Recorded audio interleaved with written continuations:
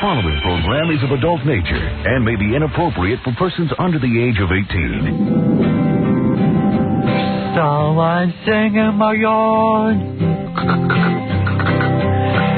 Someone sing in my yard.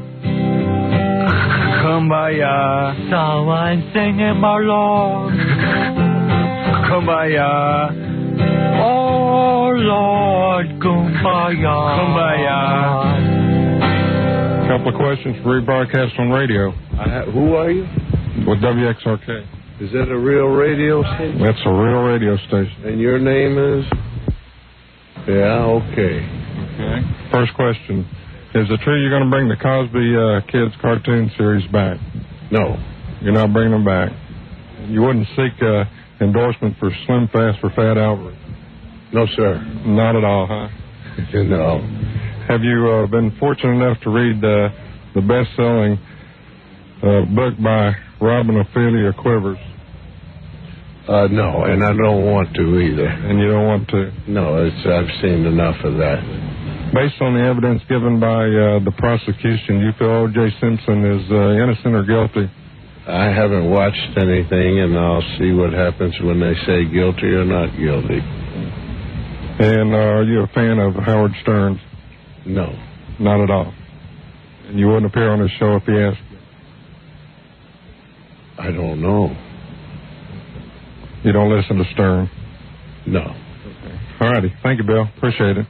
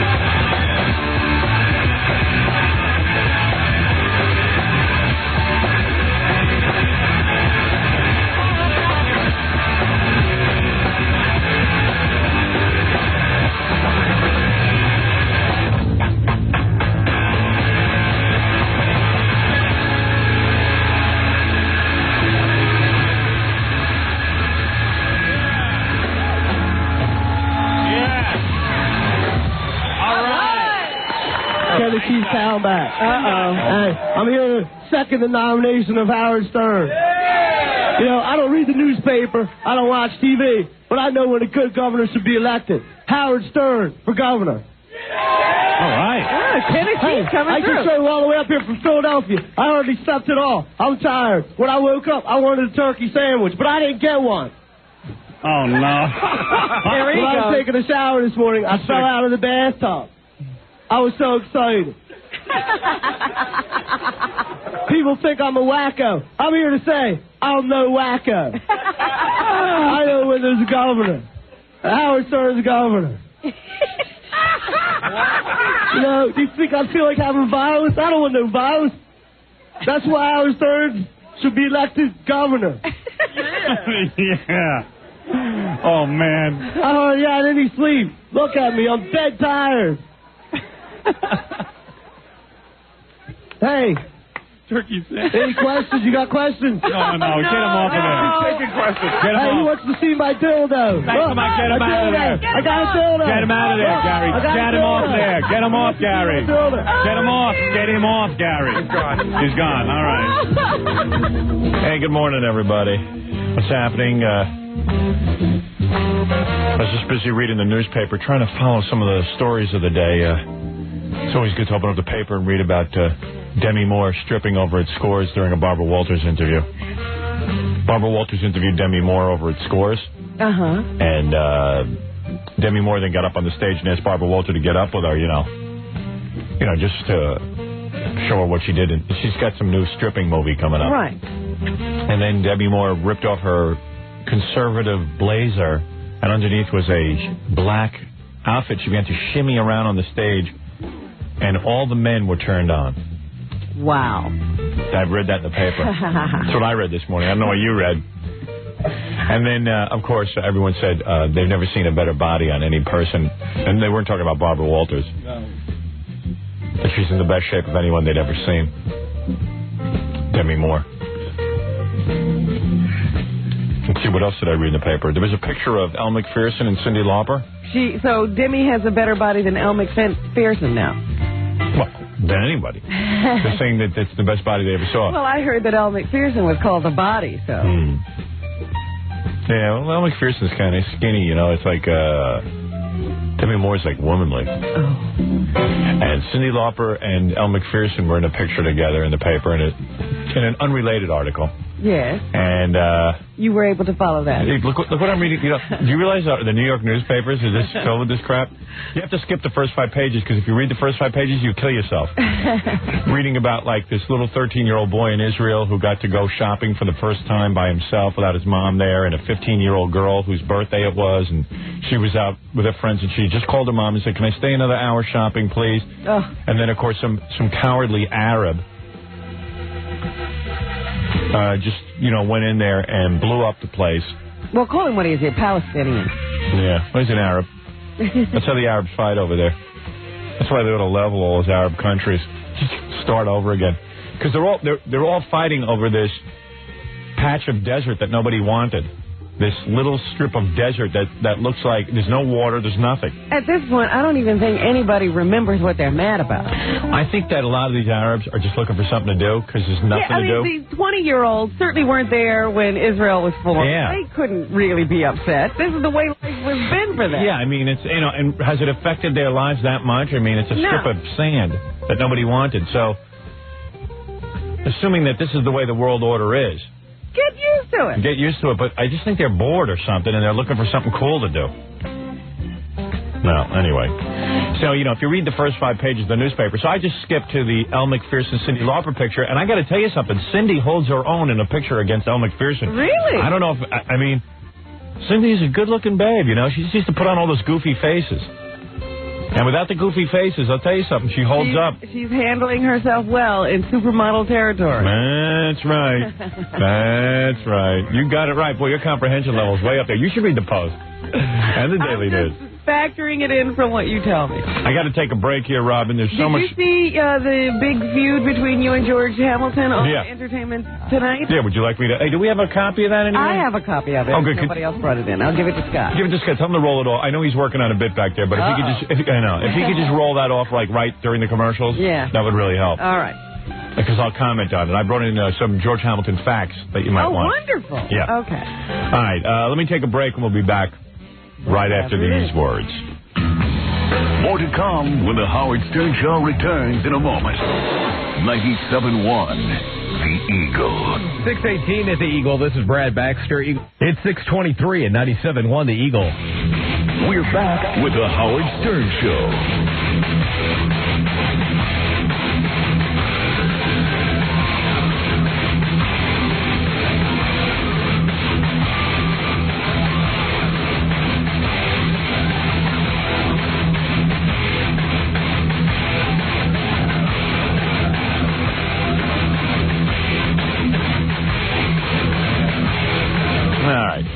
Yeah, baby.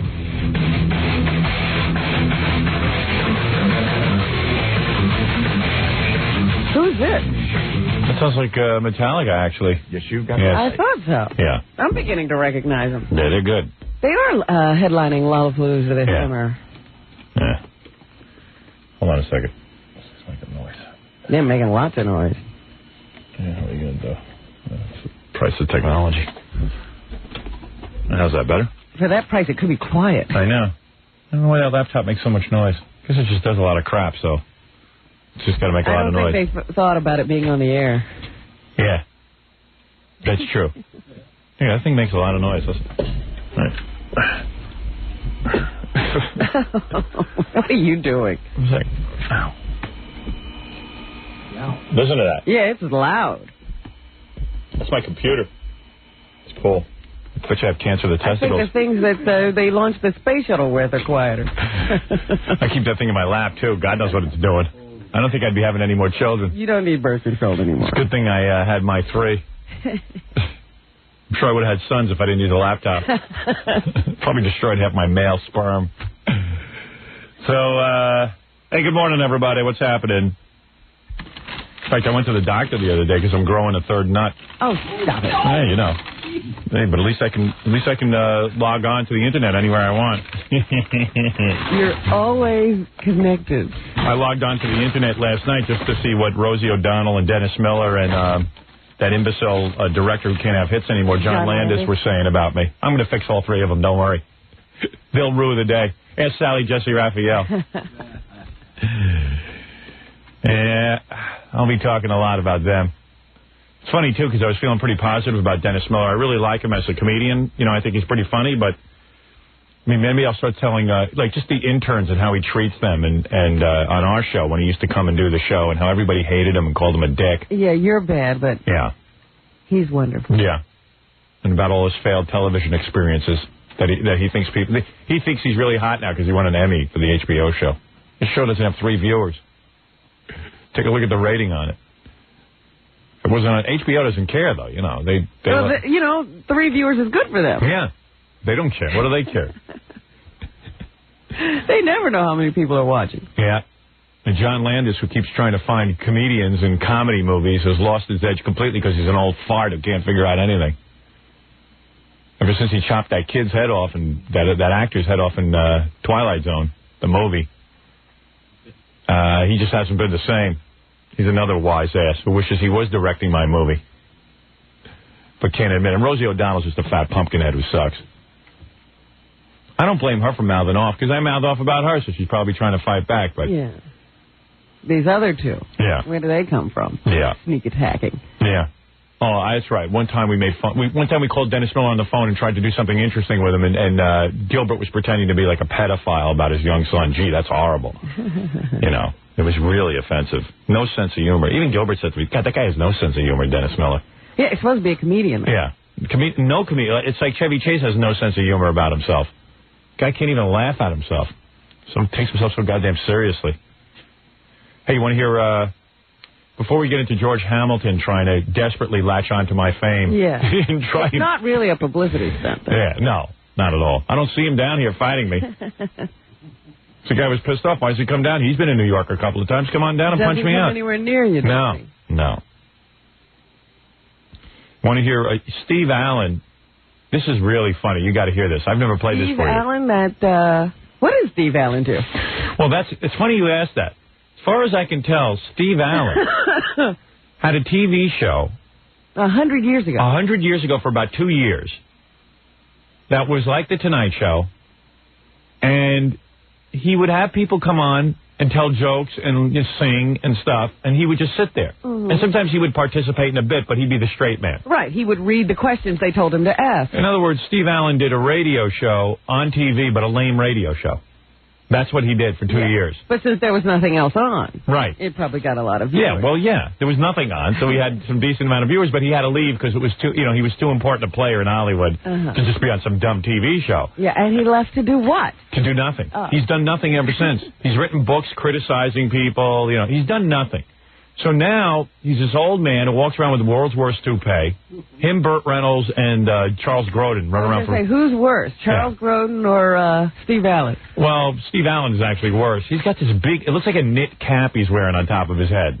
It looks like a nest. Yeah, and he's got a big, because we've interviewed him a couple of times. He came on the show. He never had a problem with me. He came on, he sat there and did interviews. And more than once. Yeah. And then we stopped having him on because who cares about Steve Allen?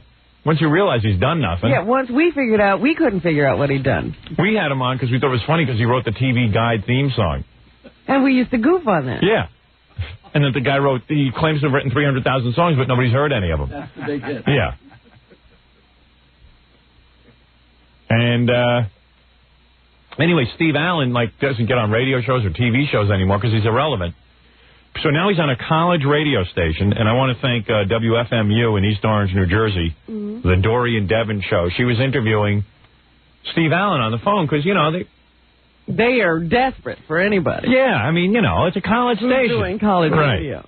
They wanted me to make it clear. What? They used to be a college station. Now they're listener supported. Oh, they are. All right, so they were college affiliated, Everybody's trying to be something they're not. Yeah, they don't want that college moniker. Right. Bad. Whatever. It's the station is WFMU. I don't know where they are on the dial, but they're probably to the left of us somewhere. There's about 5 stations to the left of us. Those are, considered college-type stations or public radio stations. Stations that don't make money. Listener-supported. Right. Which is fine. So anyway, Steve Allen is now going on listener-supported stations. And, she asks about me, and, he goes into his rant about me, how I'm talentless and stuff. But, of course, I've been more successful than him. I've had a career that spanned 20 years. He has no career. And now he's reduced to going on college radio stations and spewing off stuff about me. Do you listen to things, I suppose you know of Howard Stern. Now, there's an example of a radio person who's very shock-oriented. Yes, I'm afraid that's all Howard has to offer the world is shock, and there's certainly no talent there. And I don't think that if Howard heard that I said that, he'd be in the least offended. I don't believe he would ever describe himself as talented. He just figured out a way that he could never work as a stand-up comedian. Well, that's the big thing with him. Now, of course, Steve Allen has never been a stand-up comedian. Yeah. He could never work as a stand-up comedian. Well, why would I want him? Most stand-up comedians, the way I see it, are all trying to get out of it. They go on the road for 2 years, and then they start screaming if they don't get a sitcom or something. Maybe Steve is thinking you could never have been on his show because he was already the guy who wasn't the stand-up comedian. Oh, I see. As far as I can tell, he sat there behind a desk and interviewed people. Yeah, Louis Nye. Yeah. Oh, Howard? You mean because my medium's radio, I'm not a comedian? Because I do 4 or 5 hours of original programming every day. Steve's got a problem with like Steve was any different. Yeah. An actor or anything. He's not an actor or anything, but I've got a major movie deal with Paramount. That's the only thing he understands. People who come to him because they have talent. Right. He can't put me in one of his stupid categories that fit tightly under his wig. I think that wig is too tight on his head and it's restricting the blood flow.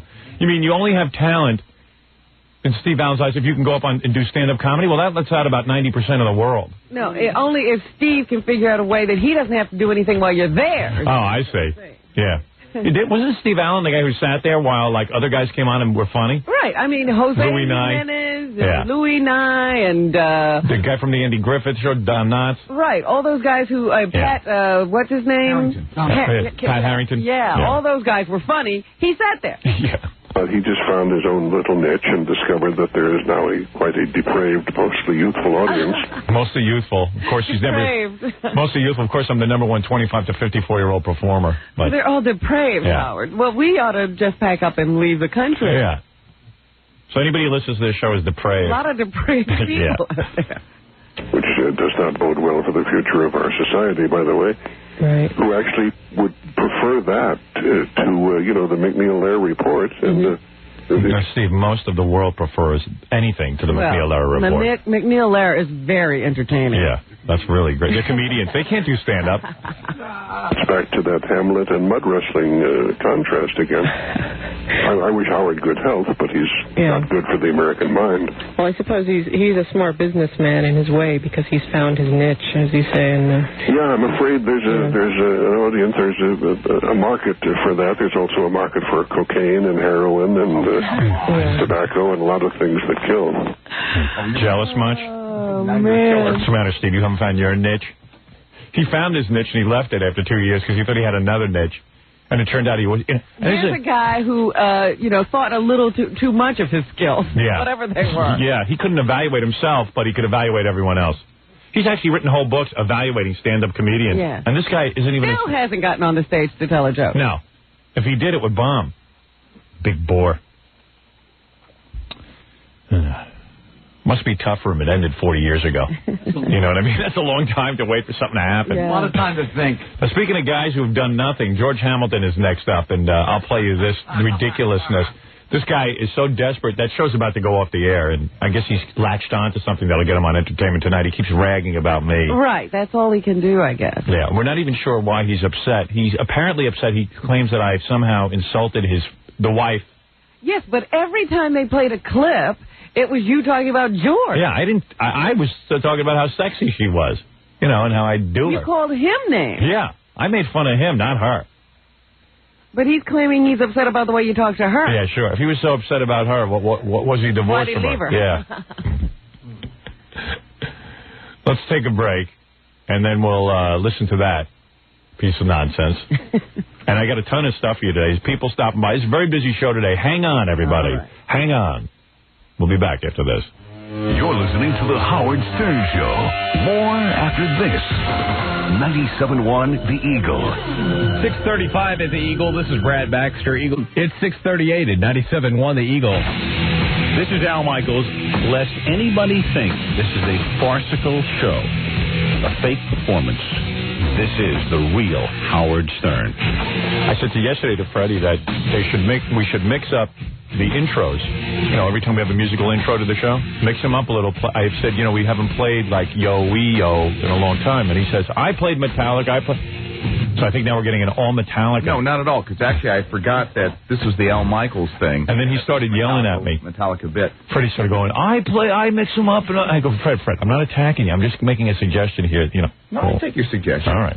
After a bit of Robin, stay out of it. After a bit of yelling. Robin, just stay out of it. Oh, that's her job to jump in. No, it's not. You're not in charge of the show. No, her job is to do the news. Her job is not to get on my back. I never signed on board this program to have her on my ass. Oh, listen. No, listen, you better take it. You didn't know what was going to happen when you came. No, I don't have to. You don't have any choice. No, I don't have to. Well, where are you going? She can give it to somebody else. I don't have to take it. You ain't going anywhere. Nowhere.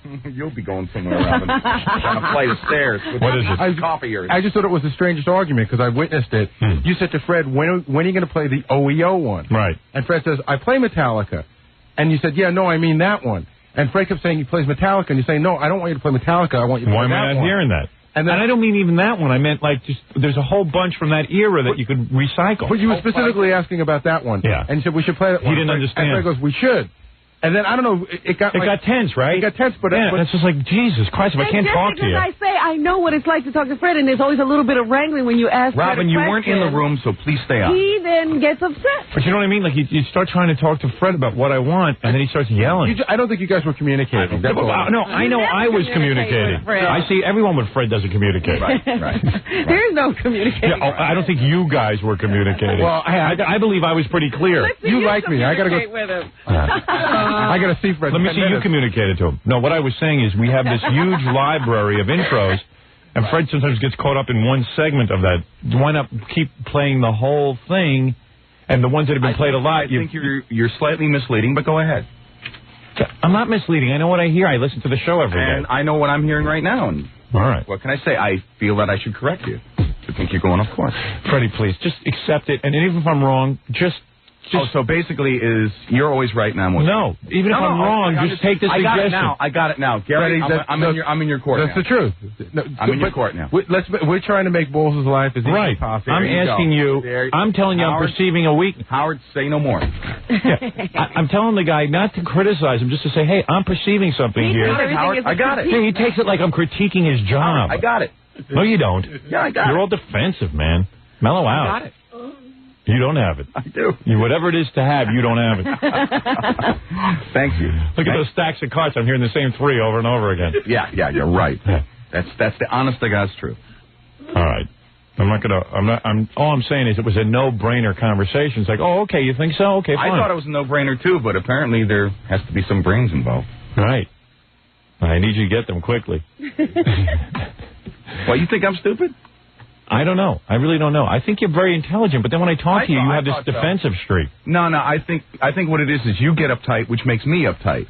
Was I uptight? I just said to the guy. I just realized what it is, Howard. Just as I'm listening on the air, I realize what it is, and I think Freddie will admit this. Go ahead. He always has to have the last word. So he'll say, "Take care of it," and he'll go, "Well, I don't think I'm doing anything wrong, but I'll take care of it." No, I'm not. Then I'll say to him, Fred, not that you're doing anything wrong. I just think that maybe we can recycle some of the. Well, let me ask you a question. Here you go. No, he can't stop it. Is that a Columbo? Why is that wrong? All right, Columbo, go ahead. Ask me a question. Now, you see. Go ahead. Now, the thing is this. If someone says to you, I want to see you do that, and you think that you are doing it... Fred, I'm not a foreman, okay? Would it behoove you to say, yes, I am doing that? Now, Fred, I'm not a labor negotiator. I'm not that person might be incorrect. Fred, all I'm asking is, my perception is that I'm hearing the same musical beds over and over again, and we have a tendency to forget about the older ones. I want to recycle them. But I do. It's like, okay, I've fine. got a whole stack, and I go from the top to the bottom, and then go back again. All right. See, I think what happens is something pops out. Maybe we were leaning on it heavy at one point. You hear it, and you immediately perceive it as that we're beating it to death, which we're not. What? All right. Thank you. Can I just make one small suggestion, Freddie? I know a lot of them don't get played. Even though I know you think you're right, and the way I would have ended it. It's not a right or wrong. But I would have just said, all right, Howard, I'll take care of it. Right. Okay. Boom. Then that's what I'll do. Yeah. You say, okay, I get yes you. Man. Right. That's all. Welcome. That's not a yes man. Yes, it is. But it's not a thing to argue over. Now I know the rules. Oh, my goodness. Robert, I love when Gary starts telling Fred how to do his job, and Gary has it completely wrong. Gary thinks I'm looking for a yes man. He's another moron. I know. It's not what I'm looking for. It's just that, like, I can't physically do every job. I was sitting here just thinking, listening to that conversation. Welcome to your nightmare. Yeah, this is my nightmare. I got Gary the moron explaining to Fred what to do. There's a lot of things so good at being a manager. That's why everybody who worked with her. There's a lot of things Fred hates, but there's nothing he hates worse than Gary telling him what to do. Yeah, I mean, and for you, but you know what? There's nothing I hate more than Gary going, like, he thinks he's solving my problem. He goes, don't you know what boss wants? He wants a yes man. No. Freddie knows what to do. Moron. Freddie knows, so dumb. Freddie knows what to do. He understands. He knows what to do. But he wants to battle you. He wants to battle you. He doesn't know what to do. He knows it. Listen, he knows that you want to. If he knew what to do, he'd do it. He did it this morning. Yeah, he did it, but I had to explain it to him. He knew what to do right up ahead. He just wanted to say, I've been doing it, but just let it go and do it. That's all. I see. That's not a yes, man. That's let it go and do it. No, what it is listen to what I'm saying. If there's any validity, do it. And he did. But he had a fight on it. All right, listen. I know you're an Adelphi graduate, and I know that 4 years of college. That's why I'm against college, because, like, Gary went to 4 years. Gary went. Do you think Gary's any smarter from going to Adelphi College? He's got to be. You think he was and what'd your old man spend? High school? What'd your old man spend? Yeah, I paid for mostly. Well, no, he paid a lot. Let's see, it was. How much a semester? I think it was like $3,500 a semester. Then it went up to 4. So let's say it was 4 semester, 8. About $32,000. About 32 grand. 32 grand. His parents could have had in retirement. Yeah. And they could use it now. Yeah, 32 grand. Your old man could, your parents a lot of money for that education you got. 32 grand. And do you think it made a dent in his maturation process, or his knowledge, or him getting a better job? In fact, he could have been out of school 4 years earlier. This job, he really didn't need a college education. Yeah. That I will agree. College is the biggest waste of time. I know in my own case, I'm pretty sure I'd be the same man I am today if I hadn't gone. I'm pretty sure. I can't think of... Oh, yeah, that's right. I probably wouldn't have the time to do all those hits of acid. That messed me up. Yeah, you have 4 years to take drugs. I probably would have been out in the workforce having to be straight. Not only does it give you an education, but it also teaches you discipline. It didn't give you any discipline, and it didn't give you any education. Discipline? Oh, yeah, sure. What discipline do you learn in college? The discipline to be able to start something, take 4 years to finish it, and achieve your goal. Oh, please. And you don't learn that in a job? Well, some jobs you do. I mean, I guess you haven't learned that here. He hasn't been able to complete a job on time. You learn that in a job, but you get no. Oh, he learned that in college. You get an education on top of it. He learned how to complete a job in college. Moron over there. God. He learned how to complete a job in college. In other words, he was able to graduate on time. It took him 4 years to figure out that if I started, I should finish it. You get an education, but you also learn discipline as well. Where did you learn that incredible system of Post-its that you carry around all those Post-its? Was that college? Post-it works fine. Yeah? I see. Just put their Post-it all over your desk where everyone can read it. You want to give me a laptop, then I'll get them all in like you do. What did you do before? Oh, you'll give me a laptop? I never use Post-its. What did you do? I had a notebook. I have a notebook, and I write things down. I have about 12 notebooks that I used before. You used to scribble on all sorts of scraps of paper. I have a notebook. I kept everything in a notebook, in the little scraps of paper, yeah. You took scraps of paper, then you put them in the notebook? Yeah. Yeah, I would tape them in there and stuff, and have them in one place. I seem to remember you grabbing for scraps of paper. Pretty much what I do with a computer now, which you could never handle. Of course I could handle. You'll stare at the screen and go, I'll put a Post-it on the screen. Yeah, you'll carry around a computer. What do you guys care about my system of Post-its? Listen, I want to do my show. When are you leaving? Whenever you say to. Please, I thought you were gone already. You haven't said goodbye yet. Goodbye. Okay, I'll see you. All right, goodbye. I learned everything in college. I learned not only kind of education, but I learned discipline. I don't think college was a waste of time. What is the discipline, Gary? I learned to start a task and complete it.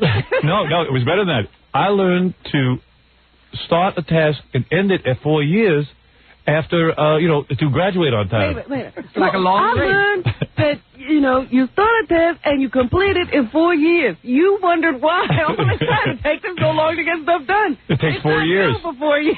You're telling me all the tasks I give them take 4 years? What is the best size Post-it? Is it good to have little ones or one big one? Pink or yellow. Now, the green kind of gets lost in the black line. Everyone moves my Post-it. I'm glad he came in and explained to Fred how to do his job. I'm clearer now. Yeah, I'm clearer. And you certainly should be. All right. George Hamilton. Okay, so this is kind of pathetic and sad, and you almost feel bad for the guy. I mean, I would feel bad for him if he hadn't been part of the Imelda Marcos regime. That I can't forgive anybody for, but it's sort of sad that this guy got a talk show, and he got a talk show from, Reicher. Really? Is that who did it? Yeah, the same people who write your RoboCop. And I mean, they wanted his show to go up against Regis and Kathy Lee, and it's not working out. It's obviously going to fail. And this now looks like a last-ditch effort. Yeah, keep hammering away at Howard. It's kind of pathetic, because the guy was once sort of like part of the Hollywood elite and everything. Yeah, he used to usher around Elizabeth Taylor. Yeah. And now it's kind of sad. Parties. He's on Entertainment Tonight, challenging me to boxing matches.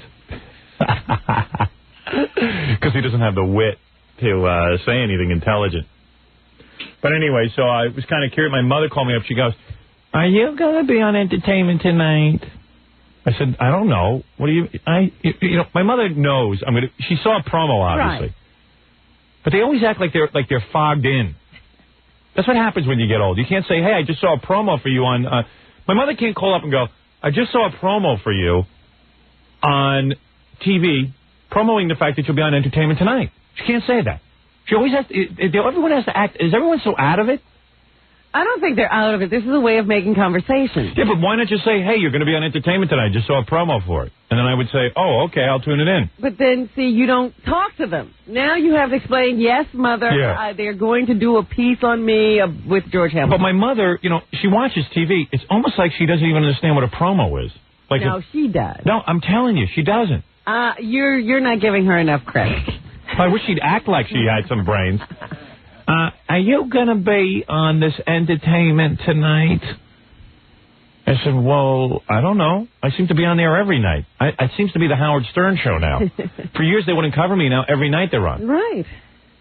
And now they just appear to take clips right off the radio program. No asking permission or Nothing. anything. But they seem to have footage of the E! show, everything. Yeah. Ever since my book came out, I did a few interviews with them, and now I guess they just feel like they should put me on every night. They pretty much chronicle my career. And I don't mind them chronicling my career, but at least use the good stuff that I do. They had some interesting, just scenes of you, going to book signings and waving to the camera somewhere. Yeah. I don't know what you're doing. Well, they're trying to use whatever they have in the story. Guess, yeah. All right, so what is this on tape to? So this is George Hamilton. It's kind of sad, actually, when you think about it. Howard Stern pulls no punches when it comes to trash talk, and now Stern's outspokenness has George Hamilton fighting back. I'm in a fight with George Hamilton. How funny is that? Stupid idiot who's known for tanning. Dummy. He's just a big, dumb bimbo. Back. Let me make it real clear to you, Howard Stern. I am challenging you to a boxing match. In one corner, George Hamilton. His opponent, Howard Stern. And Howard, you better get a real good cut man. The whole bout began last month when Stern sparred with George's co-host and ex-wife, Alana Stewart. You guys would really like him if you met him. I guarantee you I'd throw up on his feet. I'd probably throw up if I met him. You don't know me. I'm the anti-George Hamilton. Stern went on to take more jabs at George, but it was the way he talked to Alana that got Hamilton lacing up his gloves. Little Let me tell you something, honey. George Hamilton's a big. You better stand up and mean what you say. No date has yet been set for the in-the-ring rumble, but so far the fight's only been over the airwaves. Meet me and be ready. Meet me. Yeah. You want to prove it, man? You want to fight? I love boxing. Boxing gets rid of all the aggression, almost all of it, Howard. For now, Stern's not sweating Hamilton's threats. He's busy with other stuff. He's reportedly trying to organize what he calls the Howard Stern Network. It would be radio stations coast to coast playing Howard and other shock jocks and music 24 hours a day. How come John Tesh knows more about this network than I've revealed? That's not other shock jocks. No, I didn't think so. I thought that was kind of weird. Yeah, but I guess he's just assuming that's what the network would be. And it's not going to be music programming. Well, I don't think John Tesh is assuming anything. That's what somebody wrote. Yeah, somebody wrote it down and he's reading it. Entertainment Tonight is my promotional vehicle now. But it's pretty funny, George Hamilton. But, I wish they would have used the tape where I was talking about his tanning and stuff. Yeah. They were going to, So I got a couple of articles. Somebody did some research for us. And this is all about George Hamilton. And these are various articles that have been written about him over the years. Ooh. And it says he is known for his permanent tan and high-profile companions. Linda Bird Johnson. Now, what the hell was that about? Here's a guy who's like a good-looking Hollywood pretty boy. This guy's whole life, he's been sort of like a gigolo. Yes. He just hangs around with women. Now, Linda Bird Johnson's a very unattractive lady. Well, she's just an average woman. This is a guy who Don't tell her she's ugly. Here's a guy who dated some of the most beautiful women in Hollywood. I'm talking about Catherine Oxenberg and all these different models and stuff. But he takes on these poor pity cases because they're famous and they're powerful women, or they're related to power. Like Linda Bird Johnson, Imelda Marcos, the one person who raped the Filipino people. How can you be proud of your association with her? And Miss Elizabeth Taylor, who's about as vapid as a can of paint. He's furniture. And, this is a 5-page article, this first one I'm looking at. And all they can talk about is his tanning. Right, and who he's been seen with his tan. Anyway, in this article, by the way, they say he's 54 years old. In another article, they have him as 56, and he's got to be well into his 60s. Yeah. Yeah. 54. If he's 54, how am I catching up to him? By the way, Elizabeth Taylor said at the start of his new talk show, George will be brilliant. Will be, but it hasn't happened yet. Yeah. So, anyway, let me read you some facts about him, okay? This is what you were asking me. What does a guy like George Hamilton do all day who has no career? George Hamilton is a busy man. Evidently, he has money.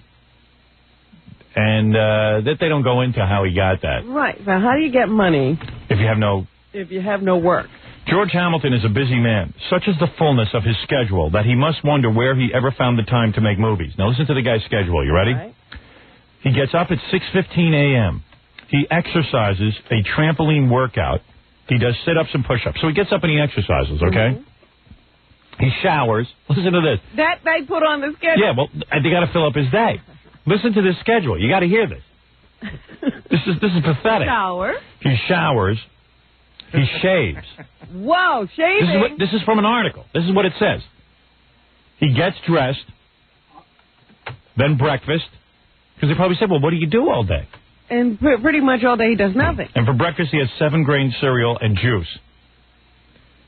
Then he takes what is a staggering amount of vitamins. He takes 40 megavitamins 3 times a day. Yeah, I've heard him talk about his vitamin regime. Yeah, well, talk about a guy paranoid about losing his looks, because if he loses his looks, he has no life. That's it. I mean, that's his life. He has no thoughts. Look at this article. He gets up, he dresses himself. He shaves himself. He shaves himself and then eats breakfast. He bounces on a trampoline. Yeah, and he bounces up and down on a trampoline. Can you imagine if we ever had the time to do any of this? Oh, I'd love his life. Here's my life. I get up, I barely see America because I'm rushed into a studio. I do 5 hours of spontaneous material. I write for 2 hours afterwards, and then I'm off to a movie set to make a movie or to write a book. You're so busy, you have to shave at night just before you go to bed because you can't fit it in the morning. I shave once a week at night. I don't have time at night. I drop dead from exhaustion. No wonder this guy's challenging me to boxing matches. He must take boxing lessons or something. Right. All right, so... All right, he does his trampoline workout, push-up, shower, shave, gets dressed, breakfast, then he takes vitamins. This is, they're filling up his day. Yeah. Then he reads the trade papers. Why, I don't know. See what other people are doing. Yeah, to read what others are doing while life passes him by. He reads the Hollywood Reporter and the Daily Variety. All right. Then he makes an hour of telephone calls. Who's he calling? Wrong to the vitamin store. Cold calling. Because he runs out of vitamins every time he takes his mega dose. He has more free time than Christopher Reeve. Christopher Reeve is actually working on a book. He's working harder. Yeah. He does an hour of telephone calls. Then he plays a game of tennis. And attends to investments. Well, he made money. Right. Yeah. It attends to investments. That means he looks. Right. And then... All right, so now you're building up to okay, now he has to get to work. Now he's going to do something for real. Right. And then comes that very special, very solemn part of the day. That moment when everything else stops, when the whole planet appears to fall still, the moment when George Hamilton pads out into the sun to do what he was born to do, what he does better than anyone else in the English-speaking world. He tans. Now, we're talking about half the day is gone. Yeah. And now it's tanning day. And it's tan time. It's tan time. He hasn't done one damn thing yet. No. Can you imagine his life? He's like a kept woman. Oh, it's pathetic. On those rare occasions when Hamilton is working, this is what it says in the article. Yeah. His contract stipulates that once a month he must be flown off to some warmer climate for emergency tanning. Imagine you're some blue-collar worker reading this thing. This guy's not even ashamed. He can tell you about different types of rays and angstroms, about UVA and UVB, melanocytes and keratoses, melanoma, anything to do with tanning. The guy can talk for hours. Basal cell carcinomas. He knows all about different skin cancers. The guy's probably insane. And somebody thought he could do a talk show. After the years of this experience, he'd have something to say to somebody else. Like he'd actually be in touch with something. They say that his ex-wife Alana used to complain that during a conversation, he would stick his head out the window to get a moment or two of sun. Like when you try to talk to him, he would stick his head out the window and suntan. That is funny. No wonder she had to leave. Yeah. She couldn't take the boredom. Who could live with that? Well, she says, I couldn't take the boredom. She met Rod Stewart at a party and ran off with him. She said the guy's like a dullard. Well, what else is on his mind? Nothing. Right. You were absolutely right. I need a thought. I know. I'll go look at my show business scrapbook. But it's only 2 pages. So that can't take up very much time. it won't take up much time. My head is so empty, I swear I hear an echo.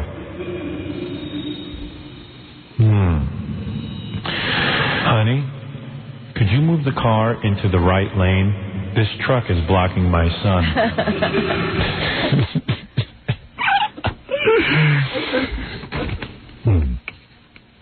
He explains that the sun is direct energy. It's like plugging my battery in. It's not just the vanity of it. He doesn't do it to look good. What does he need energy for? He says, I have been now 30-something years in the sun almost every day. And if anybody should be a piece of parchment, it's me. My skin, though, is as smooth as anybody's who hasn't been in the sun. His secret is his own secret blend of suntan balm.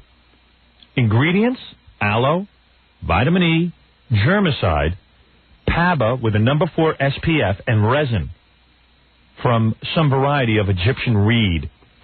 This guy's as vapid and empty as a human being can be. He invented a tanning balm. Yeah. Can you imagine his day? A day of tanning. Oh, my God, rain is in the forecast. What will I do after tennis? I might have to read a book.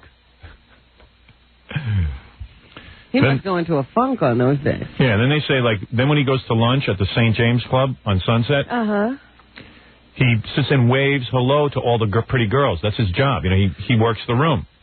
Working the room in the course of a busy exit, he swoops down upon a table of lunching women. All the girls are pretty girls. They look like Bond girls. He's kissing them. He's telling them how great they look. He compliments one on the 12 pounds she's lost. He's working the room for girls. Yeah, he is a gigolo. Yeah. Then they give a list of his film credits. All the Fine Young Cannibals. The Happy Hooker Goes to Washington. Oh, my God. And various other bombs. Well, how does a guy learn how to act if he has no life experience or no thought? He's never watched another human being do anything. So it shows you, he's got Imelda Marcos, who he has to go hang with, for whatever reason, money or what other, to be near power. But then he dates chicks like Britt Eklund, Catherine Oxenberg. Yeah, those are the real girls. Yeah, those are the real girls. The other ones just... The other ones he's working. Yeah. Hamilton is famous for his habit of befriending tin pot dictators like ex-Philippine despot Ferdinand Marcos and his manly wife Imelda. That's where he really lays on the charm. Imelda's got a lot of cash, which of course she should have given to the Filipino people. Well, it was for them. Yeah. Just somehow got clogged up somewhere. We, the taxpayers, actually had to pay some of our money to the Filipino people. Unfortunately, they went into shoes. The Marcoses would visit George Hamilton at his home. He would escort her on her legendary shopping sprees. He would walk around, he'd be window dressing. He'd shop with her. Like a girl. Like 2 girls. You know how men love to shop, so I'm sure he was really into it. He talks fondly of the evening spent in the company of the Shah of Iran. Another despicable human being. Yeah, look at the legacy he left. Yeah, he left us with Muslim extremists, Islamic extremists, who are now, blowing up buildings. Yeah. Because he was such a despicable leader that the Islamic people went extreme. Yeah. They went crazy. Yeah. Look at his friends. He talks fondly about being at the Hotel Nacional the day Fidel Castro's brigade marched into Havana. So he probably was... that guy, that Batista guy, he liked him? Yeah, he liked him, too. Another guy who... He hung out with some really great people, and he's proud of it. And he did Zorro the Gay Blade. Doesn't want people to forget that either.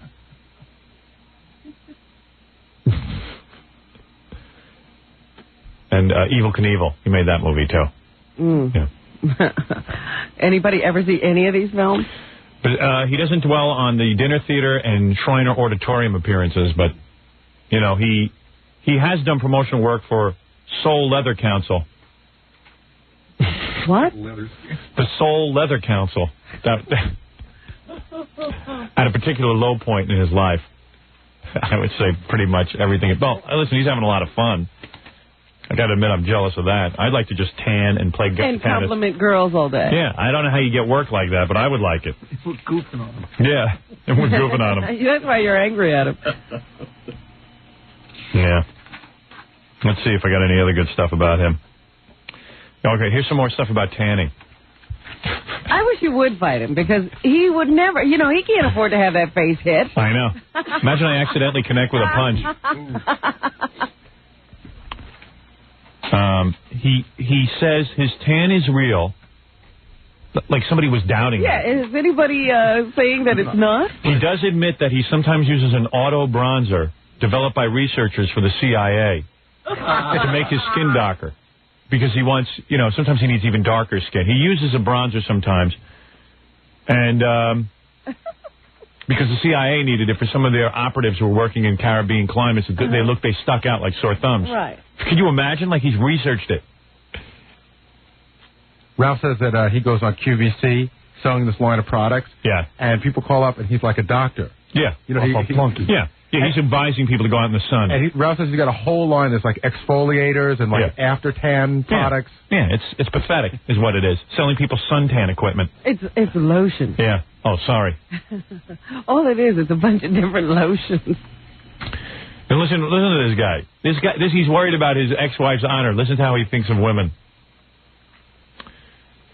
He has dated lots of. They list all the good-looking women he dated, but he says he's dated enchanting women, but not in the same gift-giving league as Imelda Marcos, who apparently indulged Hamilton generously. What did he have to do for that, I wonder? Oh, I would love to interview this guy. Let him come on the show.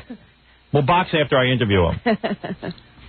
I'd love to know. How do you open Imelda's purse strings? Yeah, how do you feel no pangs of guilt as this woman heaps money on you meant for Filipino starving people? How do you do that? Do you notice those rabble who are hanging outside with no clothes on their backs? If I was him, you leave the palace with their money? This is a guy I would keep quiet. I would keep quiet if I was him.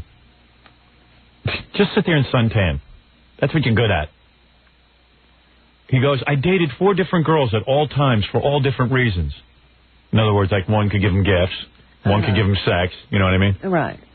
I was trying to assemble the perfect woman without having a marriage. Isn't that nice? Like he needs a perfect woman. Like, here's a guy who thinks so highly of himself that, God forbid he gets in an auto accident. The perfect woman. He'll find, he'll find any woman who's perfect if he was born with an ugly face. Right.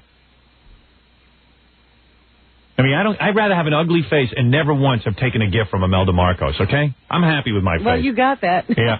I've done it. I've achieved that. You have got I've got an ugly face and... He says, I was dead up front with it with the women. I'm very old-fashioned. I like a certain style of life. I don't pretend to be faithful. I will date you, and you date me until you find the right guy. But until the right guy comes along, I'm a pretty good substitute. Isn't he a lovely guy? That's a chivalrous man. Yeah, he's a great guy who thinks about women's honor. Yeah. Yeah, I need 4 women at a time, so maybe I could get one decent one out of it. No, you know what he's saying?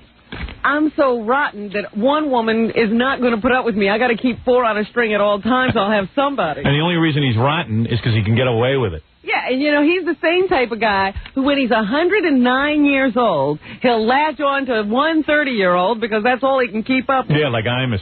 Latch on to that young girl with the breast implant. Yeah, and be, this is the love of my life. Now I really know what love is. Yeah. I love her. Yeah, you can barely get up and walk to the bathroom on your own. Right. I waited for her my whole life. You old fart. You old disgusting fart. She has to lay in the bed with you. Oof. I don't know if she has breast implants, but... I don't even yeah, right. Anyway... I don't know anything about her. Yeah, nor do we wish to. That's her nightmare. She ought to write a book. That's right. Don't even want to know what her life is. Yeah. Imelda Marcos. Anyway, so now George Hamilton says, he goes, I look at you, Grant, and I think that's the kind of thing I always wanted to do. What? Go with hookers? I don't know, like be in those kind of movies, but like nobody wanted him for those movies. Funny. Yeah, that's he can't act. He doesn't get it. He's a bore. He thinks he's funny. He thinks, he just looks. He goes, well, I'm better looking than you, Grant. Why aren't I like doing that? I'm tanner than him. He thinks because he's good looking, he can do everything. He's funny. Yeah. He can act. Well, if you ever meet good-looking chicks, like penthouse chicks, they think they're the world's wittiest people because everybody hangs on their every word. But you can understand they're hanging on their every word because they're mesmerized. Not hanging on any words. They can't even hear them. That's right. The words make... I hang around with a lot of strippers and stuff. When they're talking, I'm paying attention to everything. I'm totally engrossed. As soon as they lose their looks, I don't know what they're talking about. They're bores. Tell the truth. You're going, at the appropriate moment. Yeah. You're looking at their breasts. So George Hamilton, like a good-looking woman, is sitting there going, I don't understand why I'm not you, Grant. I'm a good-looking... Everybody laughs at my jokes. Everybody tells me how funny and witty I am. Imelda Marcos thinks I'm a genius. Yeah, well, Imelda Marcos barely understands English. Not everybody can make that woman laugh. Yeah, you try and make that woman laugh. You stupid ass. You dummy. What a dumb fart he is. The George and Alana show is still afloat, even though it is ranked among the lowest of the season's new talk shows. Do you know they also got, well, I don't even know which tabloid it is, but now they're giving advice to people? Yeah, well, they don't know what to do with that. They just ought to take it off the air and admit their mistake. But how could either one of them? She's famous, and all she knows how to do is marry rich guys. Yeah. And he runs around with Imelda Marcos. They're going to tell some average person who writes in how to solve their personal problems. Yeah. Dear George Hamilton, I'm low on money. What should I do? You should do what I did. Why don't you contact one of these third world nations we give tons of money to and hang around with the leader? Thank you. And charm his wife. And charm his wife. Dear Mr. Marcos, I've been in the... dear Mr... that's interesting. Dear Mr. Hamilton. They should call him Mr. Marcos. Let's call him yeah, George Marcos. George Marcos. Dear Mr. Marcos. George Hamilton. What should I do? My husband has left me, and 2 of my kids committed suicide. I'm feeling at the end of my rope. What is your advice? I advise 2 simple words. Get tan. Whenever I'm feeling low, I tan. Thank you.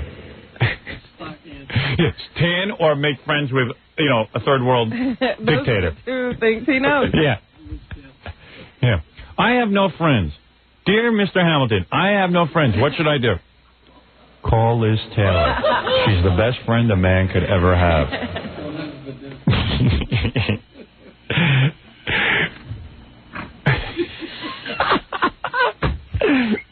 You name the question, George Hamilton can answer it.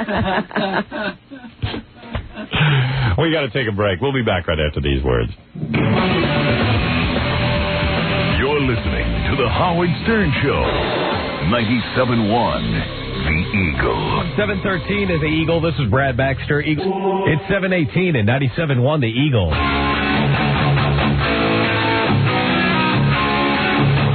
You're listening to The Howard Stern Show. Once again, Howard Stern. The long-awaited, not to be missed, Scores Girls Getting Hypnotized 3-part E-show is airing tonight. Oh, it starts tonight? It starts tonight. Tonight, do not miss part 1 of this 3-part television blockbuster event, Must-See TV. Gotta see it, yeah. Watch in amazement as beautiful and busty Scores Girls do wild and wacky tasks while under deep hypnotic trance tonight on E!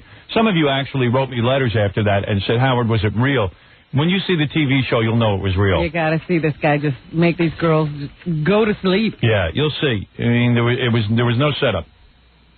So watch that on the E! Show. I know a lot of people saying, when's that going to be on? That's tonight. Starts 3 nights in a row. Wednesday, Thursday, Friday. And these chicks are hot. And they get real horny. Oh, yeah. Baby. All of them tell you their sexual fantasies. Yeah, it's good. It's a real good show. I'll watch that. You want to see that again? On our phone line right now is King of All Rednecks, who makes phony phone calls. And what were you up to, King of All Rednecks? Top of the morning to you, Howard. Good to speak to you. That old lady, Sid Charisse, used to be a dancer years and years and years ago. Let me tell you about Sid Charisse, man. When I was young, I mean real young, I used to masturbate to her image all the time. That was the one with the legs? Yeah. Yeah, well, it's over with now.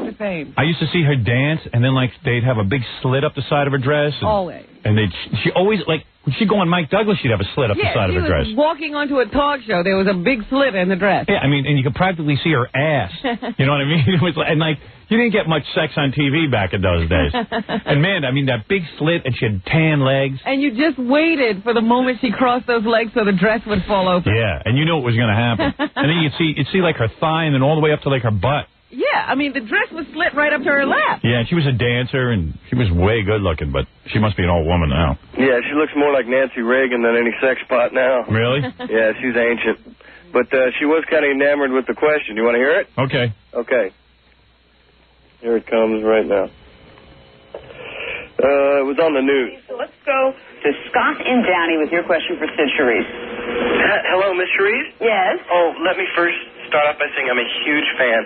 The promo answered my first question, which I'll alternate it now. And you did dance with Gene Kelly, which we've all mourned the passing of this past week. Let me change it to say, did you ever dance with Fred Astaire? And of today's dancers, would you ever consider dancing with Howard Stern's penis? Oh, Bowie, Howard. Oh, please. Wow. Yeah. But you know what? We're going to talk about the product in a moment. We want to apologize, first of all. We have sometimes some crank callers, and they slip through the cracks. It's hard to identify them. I know. You have to give it.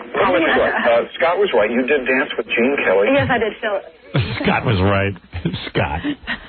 Yeah, it was funny. After I did that, they went on with my question like it was actually legit because I guess there was so little interest in her, they had to take what I gave them. Yeah, in fact, your question was probably the best one they had all day. Gave them a starting point. Did she react like with a little, you know, like a little twinkle in her eye when you said Howard Stern's penis? Yeah, she said, wow. Yeah. Yeah, so I dance with that. I need that. Thanks, dude. All right, Howard. That's the king of all rednecks. You know, Howard, can I get a quick plug?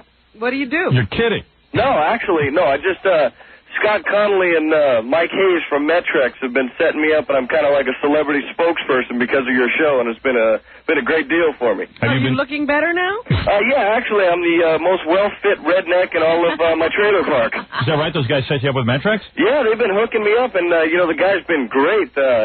He's brought me over product, and I've dropped like 15 pounds on it.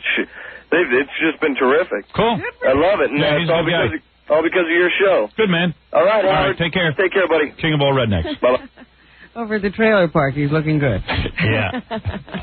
All the chicks are digging King of all rednecks. I should have told him to tan, goddammit, I forgot. Aw. Tan. George Hamilton wants to say something. Tell that man to tan. I prescribe 3 hours a day. Never mind, Dr. Scott Connolly. I think you ought to get a nice golden bronze tans, but watch the carcinomas. Use my suntan lotion to even out. You don't want any blotching.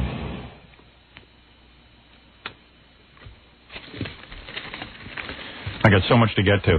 I wonder if I should do this here. Yeah, maybe I should do this here. What's that? Well, you know, the radio station here in New York switched formats. Yeah. And they're looking for new disc jockeys, and they've been unable to find one disc jockey so far. Not among people working today.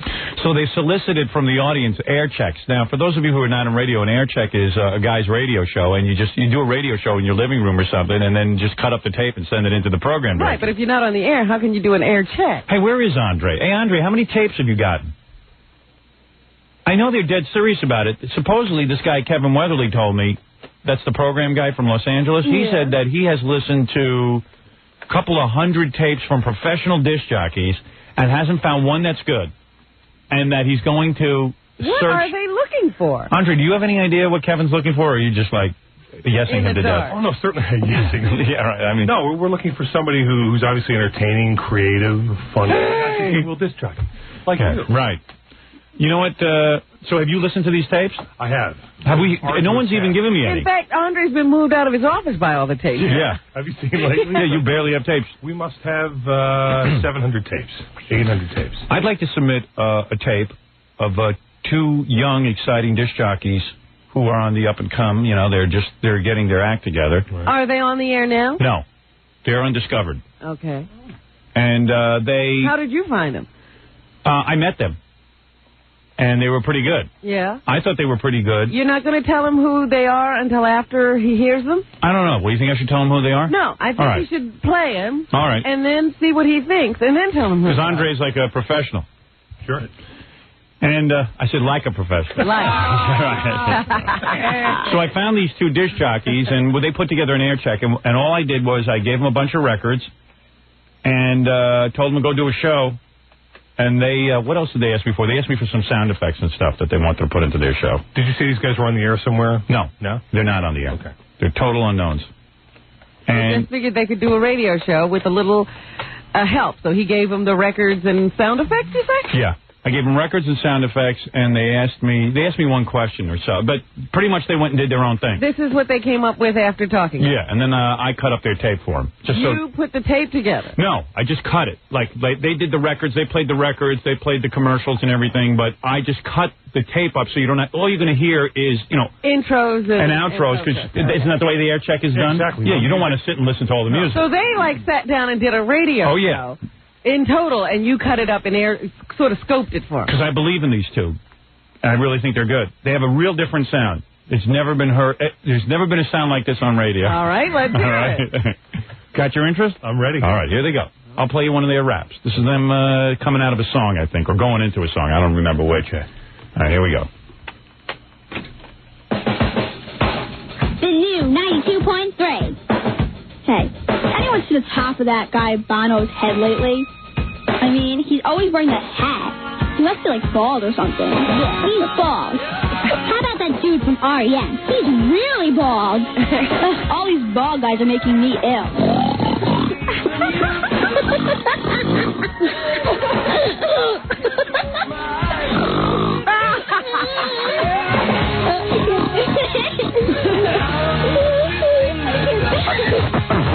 I got a good idea. Let's play a whole different record. Yeah, good idea. Let's play some music by a good-looking guy. Here's Bush. The lead singer is really cute on the new 92.3. Hit the post. Yeah, look at that. Want to hear more? Yeah, one more break. One more break? What do you think? Not bad. Sure. Interesting. Saturday night. One of the better tapes that I've heard. So far, pretty good. Oh, my God. I'm interested. I mean, they're funny. Saturday night, little 4-hour shift. You don't think every day I could listen to this every afternoon? Hey, no, nobody's getting great. I need the kids in school. Wait a minute. All right. I mean, I'm sure their parents need them in school. But they need big money. All right, ready? Another break? Okay. Did a little Bush rap. Let's just groove with them. Get into their sound. The Ramones. I heard the Ramones are retiring. Who cares? Joey Ramone was much better when he was drunk all the time. The new 92.3. They hit the post.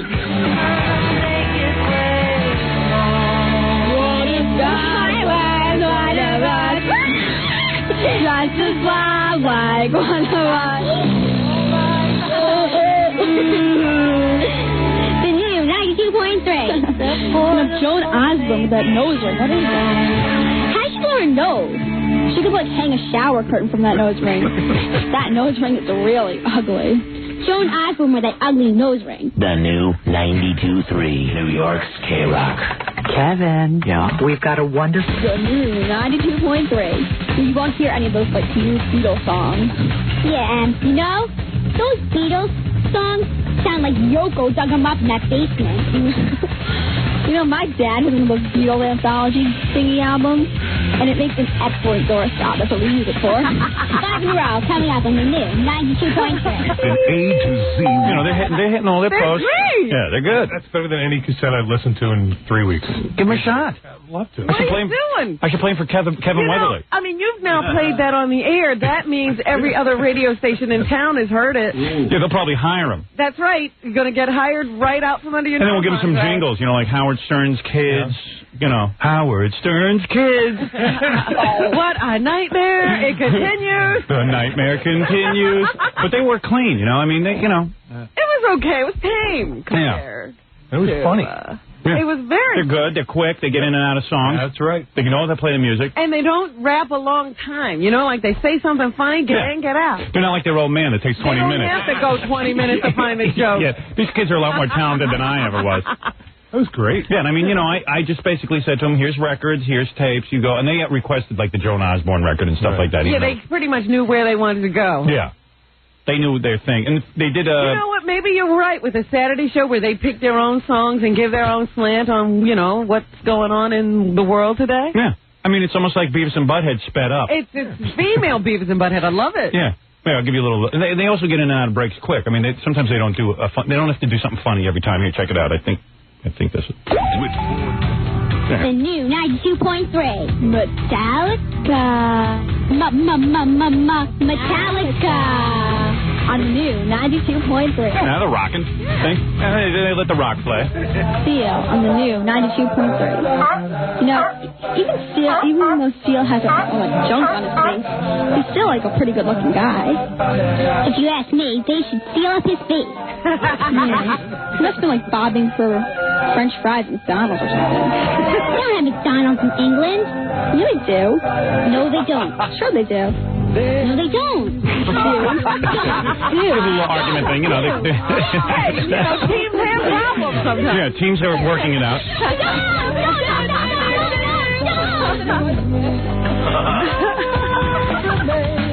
Hey, Deborah. Yeah? What's the difference between Mick Jagger and John Tesh? I don't know. What?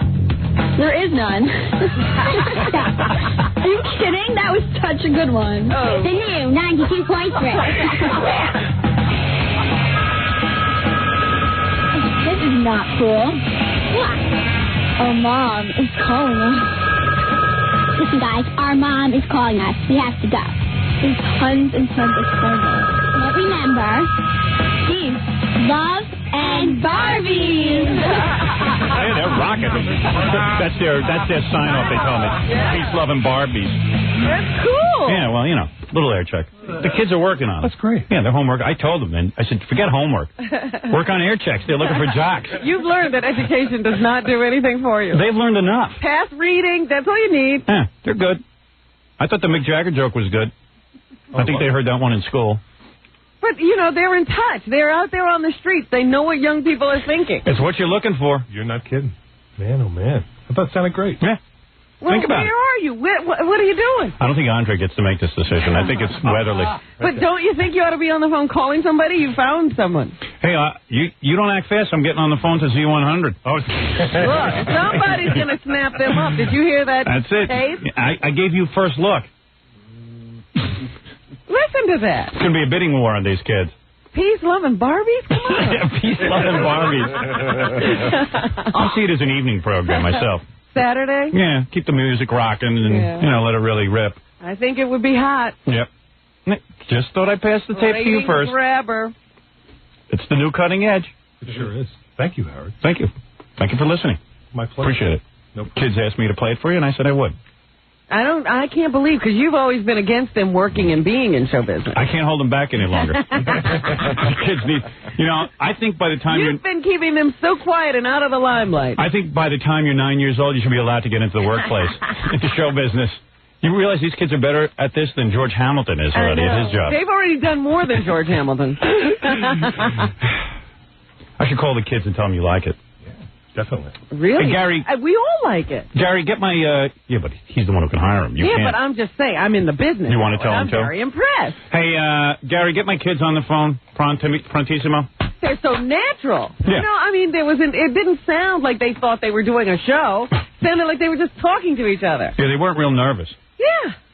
I thought it showed real professionalism. Well, I used to yell at them for the last 3 years about how they sounded always stilted when they were on the mic, and it's really paid off. They've learned.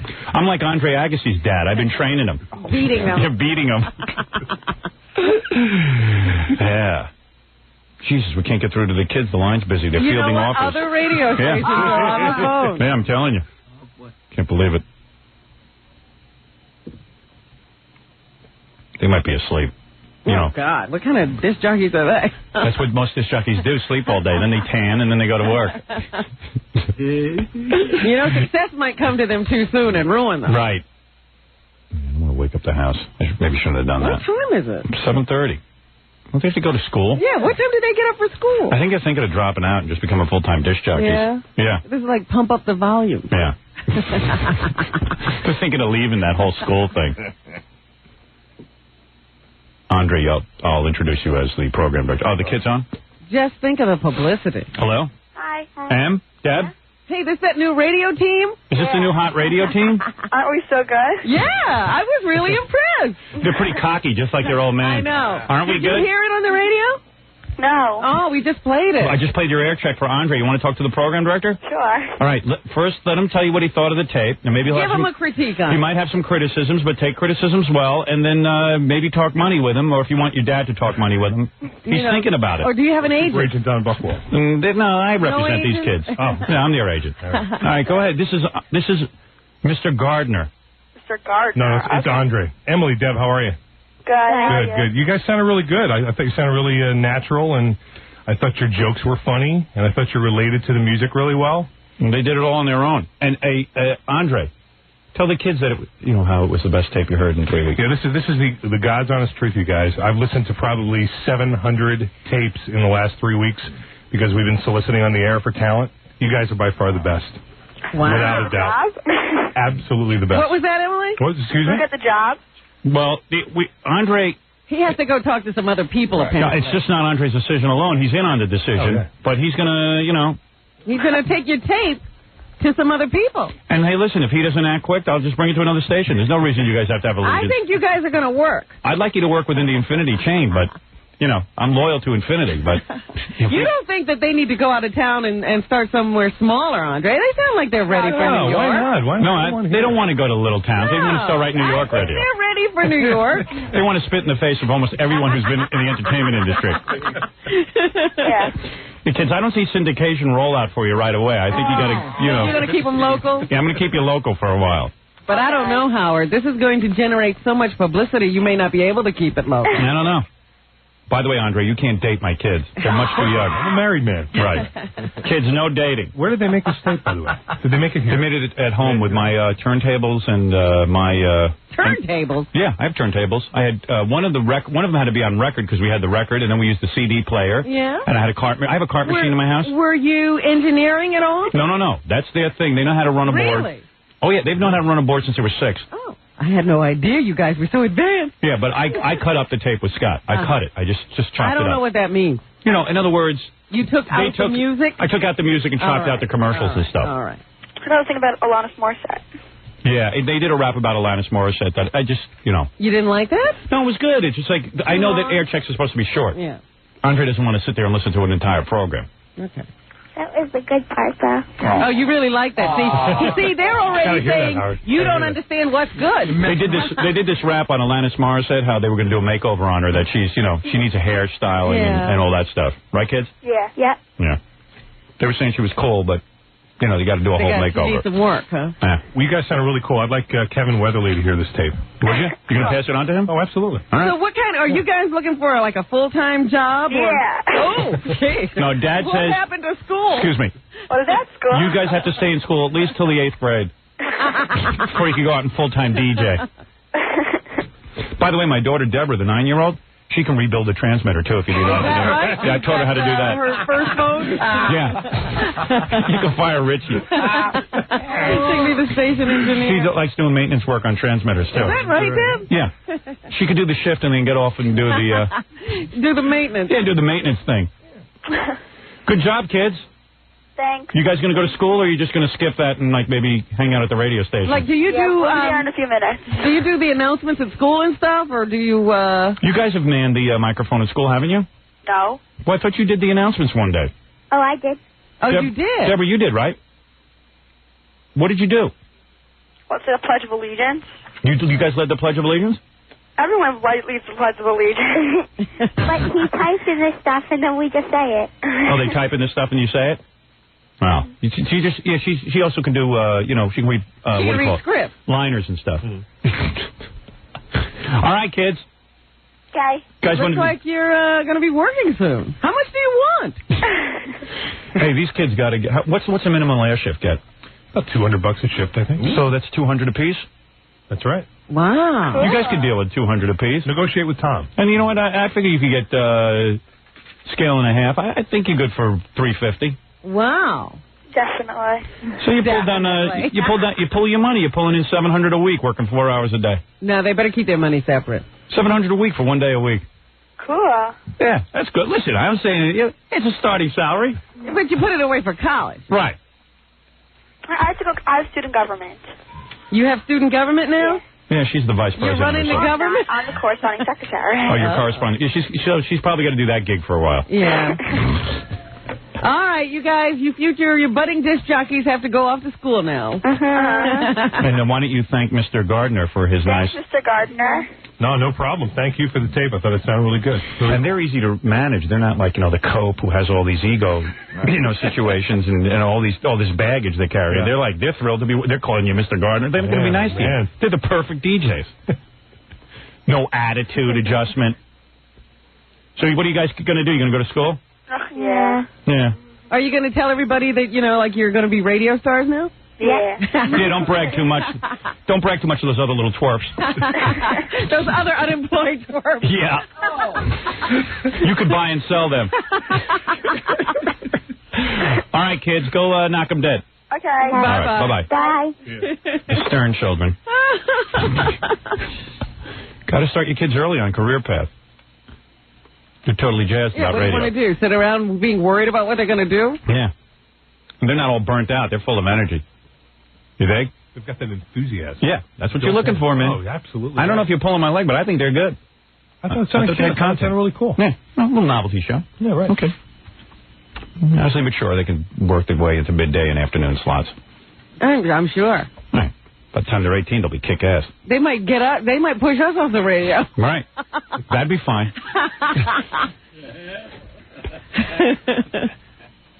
And then I'll get Baba Booey's kid to be their producer. They can yell at him. God. Jackson. This whole thing continues. Hey, man, aren't you out of diapers yet, you moron? When are you going to get toilet trained? Where were you? On the potty? Yeah.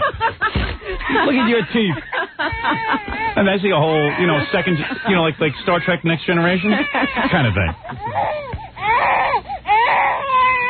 And since Fred has no kids, Fred can work for them. Fred and Jackie have to stay because they have no offspring. Right. All right. Just wanted to be the first. Howard. Okay, man. Appreciate it. All right, we'll take a break and we'll be back. I'll take some phone calls after this. You're listening to The Howard Stern Show. 97.1 The Eagle.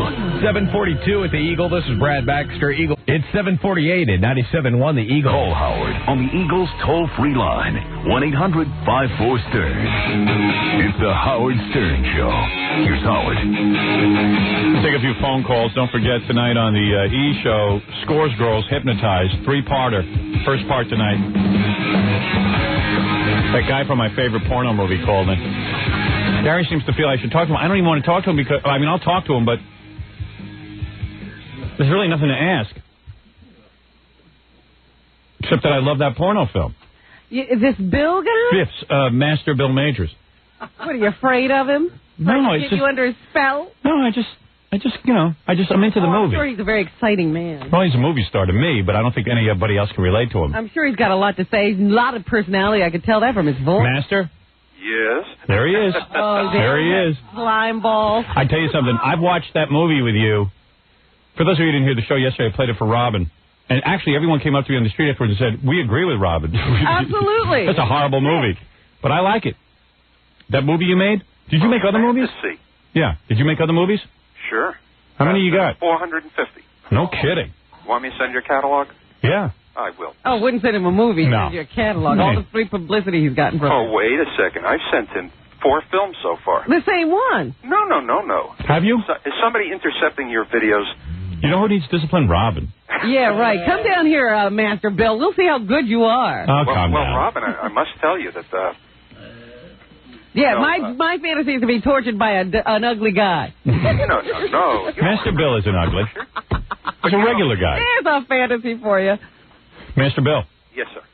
I've watched that movie now for a couple of years. I watched it before you went and, corrected it, color corrected it and everything. Uh-huh. And it's my favorite porno movie. I've probably pleasured myself to it about 1 million times. And the thing I like about it is it's like a homely guy sitting there getting to tie up a willing participant. Oh, I love that. Willing. Yeah. For what? Well, she was willing. Yeah, she was. As a matter of fact, there are people who are willing to let you burn them with cigarettes. I don't want to watch that either. Let Master Bill talk. Yes, Master Bill? Who are you ordering around? well, the funny thing about her is that she called me last year and told me that she's now married. Right. She has a baby. And I said, that's wonderful. And she said, and I live with my husband and my master. Really? That's pretty weird. You're not her master anymore? No, I never was. Did she, she just did that for the movie. Where did that article show up finally? What article? The woman was supposed to be trying to get an article, remember? Oh, Robert, it's a movie. We have serious problems with fantasy and reality here. Right. You know what I like? That wooden bra you stick on her with those needles and pins in it. Him? But as Master Bill explains the movie, see, it didn't hurt. No. What Robin has done, Robin. I don't have to understand anything. No, you're all not. Right? Well, I think I make a point. Yeah. Howard likes to have women in to do butt bongo. Right. And they enjoy it. Right. And there's nothing wrong with it, but all the women who walk down the street don't enjoy it. Right. And so what you do is, if you find a way that you enjoy playing, you play at it. I don't have a problem with that. I had a problem listening to a woman go, on a tape. Well, she's acting, right, Master Bill? She's enjoying it, though. Right. That's her business. I didn't want to hear it. Oh, well, I'm sorry. You were unwilling. You better be sorry. He's irrational. What? He's irrational. Although I wouldn't mind taking rubber bands and rubber banding Robin's breasts. Right, yeah, sure. That looks painful. So how many movies have you put out in total? 450. And you're a professional master? Like people come to you and... No, not really. Oh. You're having problems with my wife and 2 slaves. You live with your problems too. You live with a wife and 2 slaves? Yeah, I've been married for 30 years. Wow. And are the 2 slaves... School teacher. Are the 2 slaves good looking? Not really. No? Wait a minute. Your wife is a school teacher? Was. Oh. It's hard to... Yeah, she couldn't keep that job. Not with a husband, but, making porno movies. So pretty much every time you have sex, you pretty much put it on film. No. 400 movies. We don't do any sex in our movies. We're not allowed to. Yeah, I noticed. As soon as someone's in bondage, you can't have sex with them. Yeah, I don't understand it, but that's the law. Yeah. It's not really the law. It's just that they like to prosecute. I was your guest for 6 months at a federal place. What do you mean? Well, government came after me and said, we'll make you a deal. We'll let your wife go and we'll let your chief salesperson go, but we want you to spend 3 months in jail. No kidding. You went to jail for making porno? Yeah. I know they're bad movies, but that's not to arrest you. They should put John Landis in jail then, too. I'll tell you, Robin, what I find funny is people say, what'd you go to jail for? I said, well, I got a bad movie review. What movie did you go to jail for? I have no idea because it was a plea bargain. Oh, I see. But what movie were they upset about? Well, they were upset about a movie called, what was the name of that movie, Diane? Couples Club. Yeah. Which was about 3 couples that get together to have fun and experiment and learn all about this. Mm-hmm.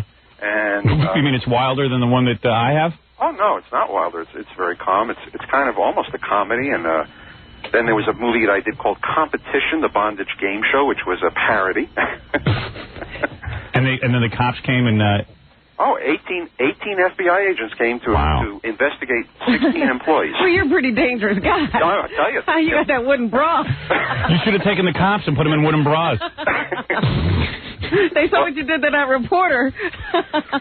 So I understand you made about 82 movies while you were in jail. No, I made 82 before I went to jail because they also fined my company $100,000, and that always puzzled me because where did they think the company was going to get the money to make the fine back? I mean, it had to be by making more of the things that they didn't like. Yeah, right. You had to go make more bad movies. Into it. Yeah. Right. So they held a gun to my head. Okay, send me more movies, man. I did. I want to thank you for the fine work you're doing to reclaim all those movies that we're losing. Yeah. Hey, by the way, your movie, like, as soon as my wife... Your movie is one of those where my wife and the kids and the housekeeper are out of the house. I run downstairs, slap it in the machine, watch it for 5 seconds at a time. There's nothing sexier than, like, a really, like, not a good-looking guy standing there over a great-looking woman. To me. Well, Sitting there and ordering her around. Would you want Allison to do that for you? No, she could never do that. Yeah, you know, it wouldn't be exciting. I want to point out something to you. Anything you're embarrassed to show your wife or your daughters, or anything you really wouldn't want your wife or your daughters to do, is wrong. Good. Can you send me more of those wrong pictures? Howard. Yeah. Are you aware that we do sell our catalog to people? Are we allowed to sell a P.O. box and the money or anything like that? I don't know, man. I don't know if your We are friends not clear on the law in this area. Let me find out the law in this area, and then, you know, I don't need federal investigators coming to my door, okay? Master Bill? Master Bill, you were in jail. You didn't become anybody's life mate or anything. That would have been funny if Master Bill became a sex slave in jail. Did you have sex in jail? No. No. As a matter of fact, it's the only time in my life that I never even masturbated. You've got to see Master Bill. You're not going to want to have a prison rape on this guy. Well, I've lost 40 pounds. Oh, have you? Yeah. Well, I'll have to see a picture. Hey, Master Bill, thanks for calling in. Take care. All right, man. Bye-bye. Take care. That's Master Bill Majors, one of the greatest filmmakers of our time. In my opinion. Right. That's funny. You didn't know what to call him. That's Master Bill. You don't call that guy anything else. He is Master Bill. If you see the film, you buy into it. He rules, as you say. Master Bill rules. that guy's my whole sex life. Him and this broad he's got tied up to a tree naked outside an auto racing. Oh, I meant to ask Master Bill, what the hell? Where in the hell is that ranch? Yeah, the ranch. He's got like a car racing track outside his sex slave ranch. What's it called? Fantasy Valley? You already know too much about this movie. Hey, you told it to me yesterday. Right. Damn. All right. I got to take a break. I'll come back and take some real phone calls, not from Master Bill. Right. I got to go check on our movie, see if it's getting ready. I think it might have to air tomorrow. Oh, you mean the TV movie for here with O.J. and Wood Yee? It's a made-for-radio movie. It's O.J. Simpson, Sun Yee, and Wood Yee. And it's a great movie called, I don't even know if I should give you the name. Should I give you the name? It has a name? Oh, the piece? Yes. Yeah. Well, you know Woody Allen's movie, Bullets Over Broadway? Yeah. This is Mandingo over Broadway, and you'll see why it's called that. Mandingo over Broadway. You'll see why it's called that, because O.J., Wood Yee tries to put O.J. in a movie. You'll see all about it, called Mandingo over Broadway. Because Wood Yee thinks O.J.'s like a dumb Schwarzer, and he wants to capitalize on O.J.'s fame, because he has no morality. All right. All right? It's a whole involved movie. I mean, this is a full movie for radio, made for radio. And you don't think we'll get it to see it today or hear it today? It's debatable you'll see it by Friday. All right. We got Scott working on it. The release date has been pushed back. Pushed back. We'll be back right after these words. You're listening to The Howard Stern Show. 97.1. The Eagle. 7:58 at the Eagle. This is Brad Baxter. It's 8:04 at 97.1 The Eagle. You're listening to The Howard Stern Show. Once again, Howard Stern. Okay, Jackie Penthouse Joke Page Martling. You must get the hysterical 2-hour video of his wild game, Stump the Joke Man, $15. Plus $4 shipping and handling. Phenomenal special. Buy two, get one free. Call 1-800-323-KING this Thursday, March 7th. Jackie at Rascals by the Shore in Ocean Township, New Jersey. And Jake Thomas on keyboards. For Jokeland's web address and Sergeant Pecker info, call 516-922-WINE. That's wine. Thank you. We don't need. We don't need. Oh. I got to play. Remind me to play some Primus at the end of the show, Robin. Primus? You like them? Doesn't matter if I like them. They asked Les Claypool, the bass player. This is from the Orlando Sentinel. They asked Les Claypool, the bass player and singer, for Primus, what he was reading. He said, I just finished reading Howard Stern's new autobiography, Miss America. I read the book in 3 days. I thought it was great. Hey. All right. A lot of people do like Howard, and a lot don't. I read both of his books and was equally entertained. All right. Well, there you go. Yee-hee-hee-hee-hee. Let me just say that to him. Yeah, yee. Yee. What did you say to him? Wait a second. What did you say to him? Kid, what was that all about? Is that a new thing? That's that stupid song. What, Primus? Yeah. What is this song? What is that?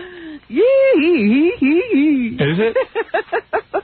That's what it sounds like to me. Well, I love that song. That's not Jackie. Is it? You got that Primus song? Yee hee hee hee hee. What is she doing? Is that Winona's Big Brown Beaver? Is that the one? Okay. Let me hear Winona's Big Brown Beaver. Is that about Winona Ryder, I assume? About her beaver? No, I've never really analyzed the song. It's about a beaver meaning vagina. Right. Yeah. Oh. Hello. Ho. Hey now. No, ho. Hey now. Vagina. Hey now. Vagina. Yeah. Get this, some of that beaver. Gary looks like a beaver. Beaver music. He looks like a green beaver. Also, it's funny how things, sound to you like that. Last night they were doing tributes to Minnie Pearl. Yes. That was the lady who, of course, used to walk around and she'd look retarded. And she'd go to the Grand Ole Opry and she would wear these price tags on her clothes. That was her big thing. And they buried her actually in a casket with price tags hanging from the casket. Did you know that? You say. I'm telling you. I read that in the paper somewhere. I forget the paper. I think it was the Weekly Reader. And anyway, every time I used to hear that, howdy, howdy. It's howdy. Yeah. Yeah. Every time I hear that, to me, that was just for a bunch of, it's ass-kickers, hayseeds.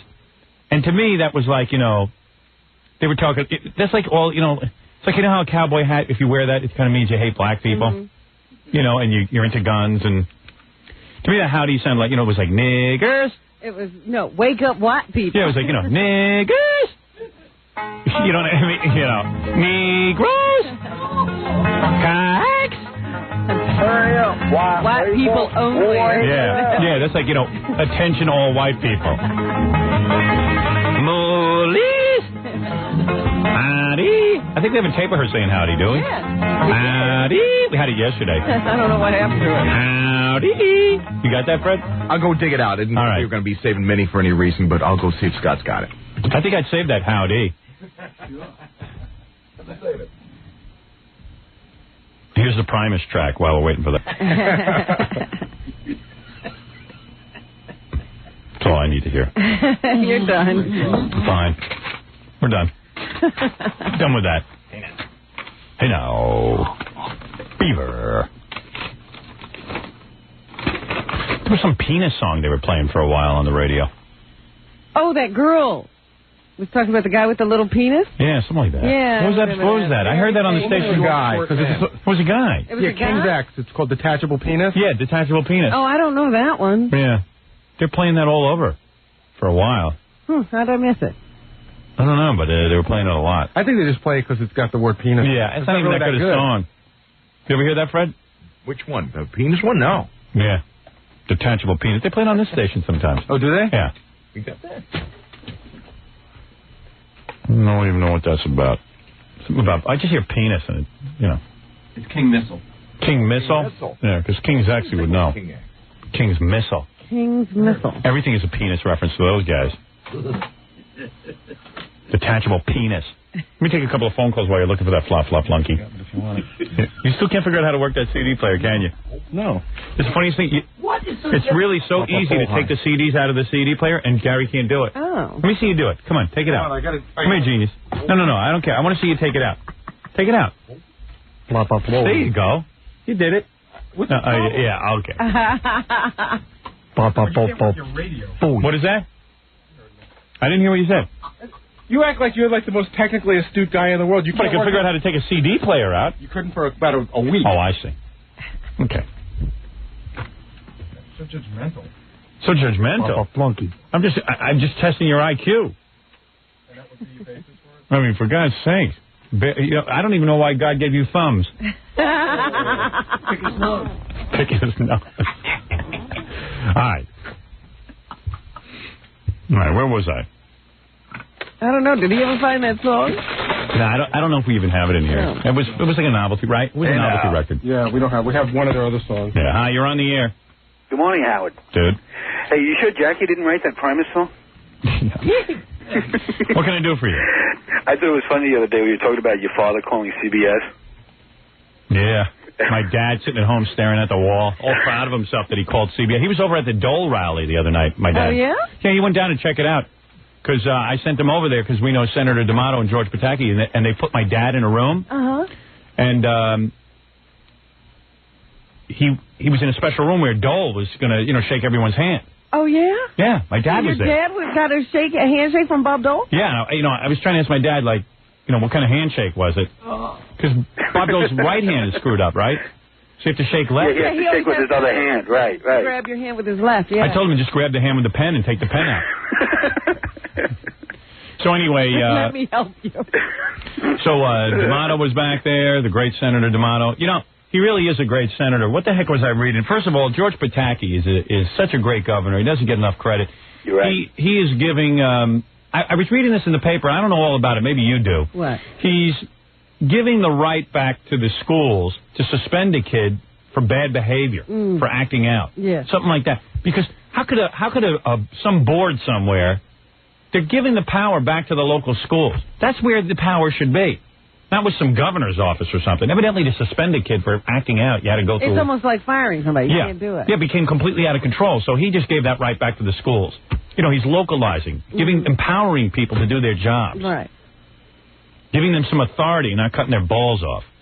But D'Amato is this guy who, the reason D'Amato doesn't get a lot of respect, because right now D'Amato's a very powerful man. This guy is like... he has he's good with the governor. He's big in the Republican Party. The whole thing.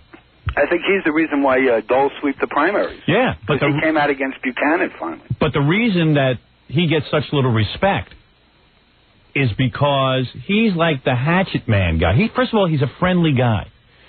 Moynihan, you don't know where he is. Yeah. D'Amato is he'll comment on anything. He's very available. He's like a regular person. If you meet the guy, he's a regular person. There's no airs about him. He doesn't put on the big fancy suit and the phony voice and like, oh, how do you do? Mr. Senator. Yeah, he doesn't put on any personality that isn't his. Let's put it that way. He's not a phony. So what happens as a result of that outspokenness, they kind of, they kind of paint him in a corner as being buffoonish or something. But the guy is... they call him Senator Powell, but what that means is he's bringing tons of money into the state. He's delivering the goods. So anyway, he was back there. They treated my old man kind of nice. That's great. Did he meet Dole? Yeah, he met. Well, what happened was Senator D'Amato was whispering in Bob Dole's ear trying to explain, I think, who this guy was. How do you do that? Because my father said they're talking about him. As he's walking toward my father, they're talking about my dad. My dad starts turning around looking behind him because he thinks they're talking about someone beside him. He goes, but they were talking about me.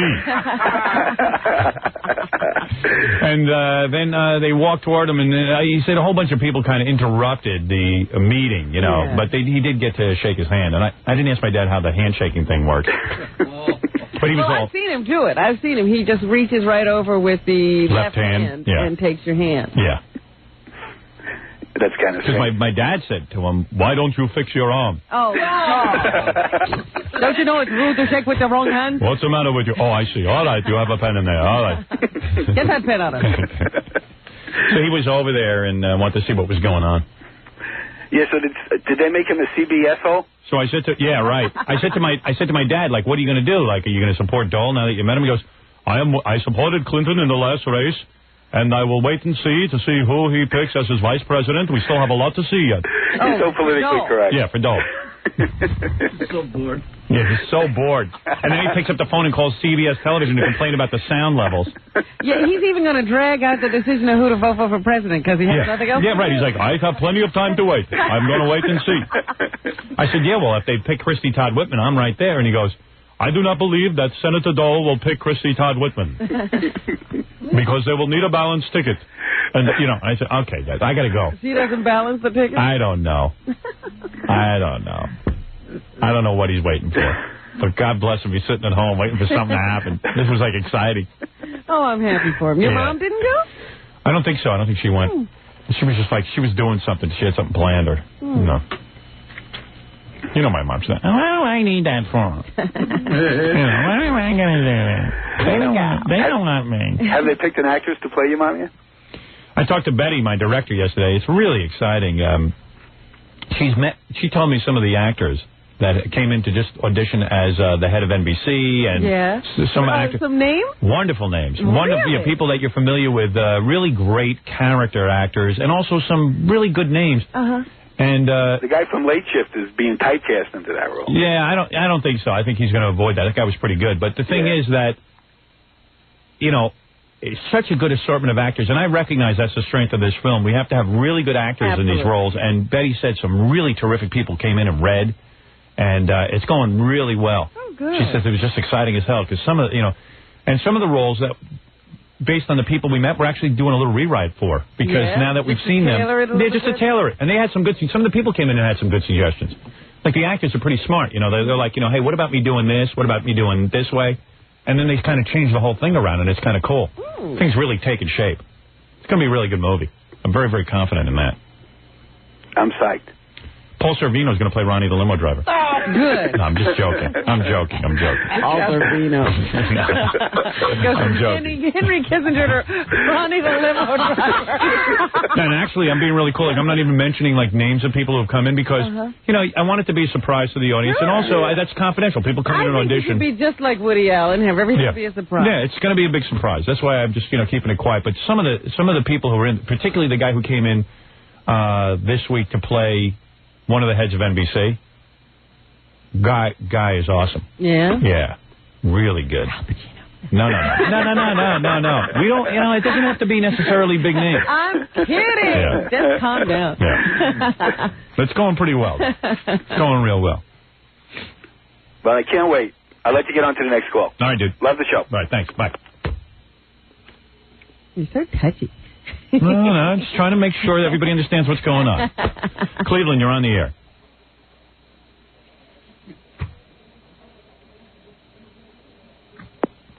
Hello?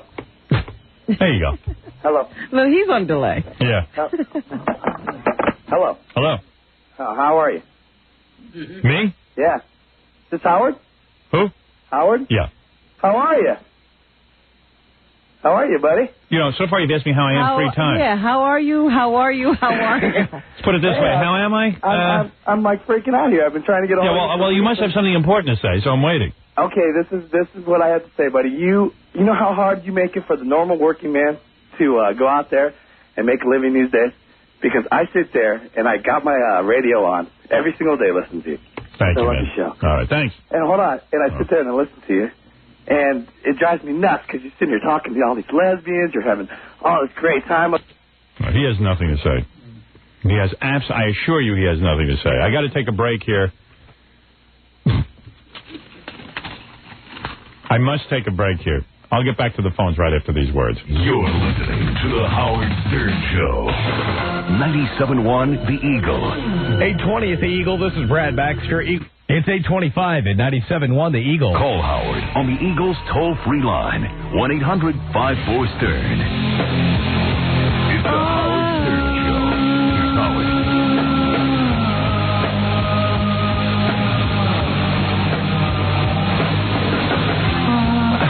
Okay. Baby, I got to play my Moesha tape for you this half hour, and Sandy, the intern, wants to come in and tell us about how John Amos made her cry. John Amos? Remember that guy? From, Good Times? Good Times? Remember that black show, Good Times? With, Kid Dynamite. Yeah, and Esther Roll, Florida. Remember that show? So Sandy, I don't know, was somewhere. She was working somewhere, and she ran into John Amos, and he made her cry. Big black guy. I just don't understand. He always seems so nice when we talk to him. So she was like, come on in and badmouth John Amos. Here's Sandy. Sandy's really nice. Yeah, she's very quiet, very sweet. Sandy's been working with us for about how many years now? 4 years. 4 years. She was an intern at first, and now she does some work for us. She, she organizes a bunch of our tapes and does a bunch of work I'm too lazy to do, quite frankly.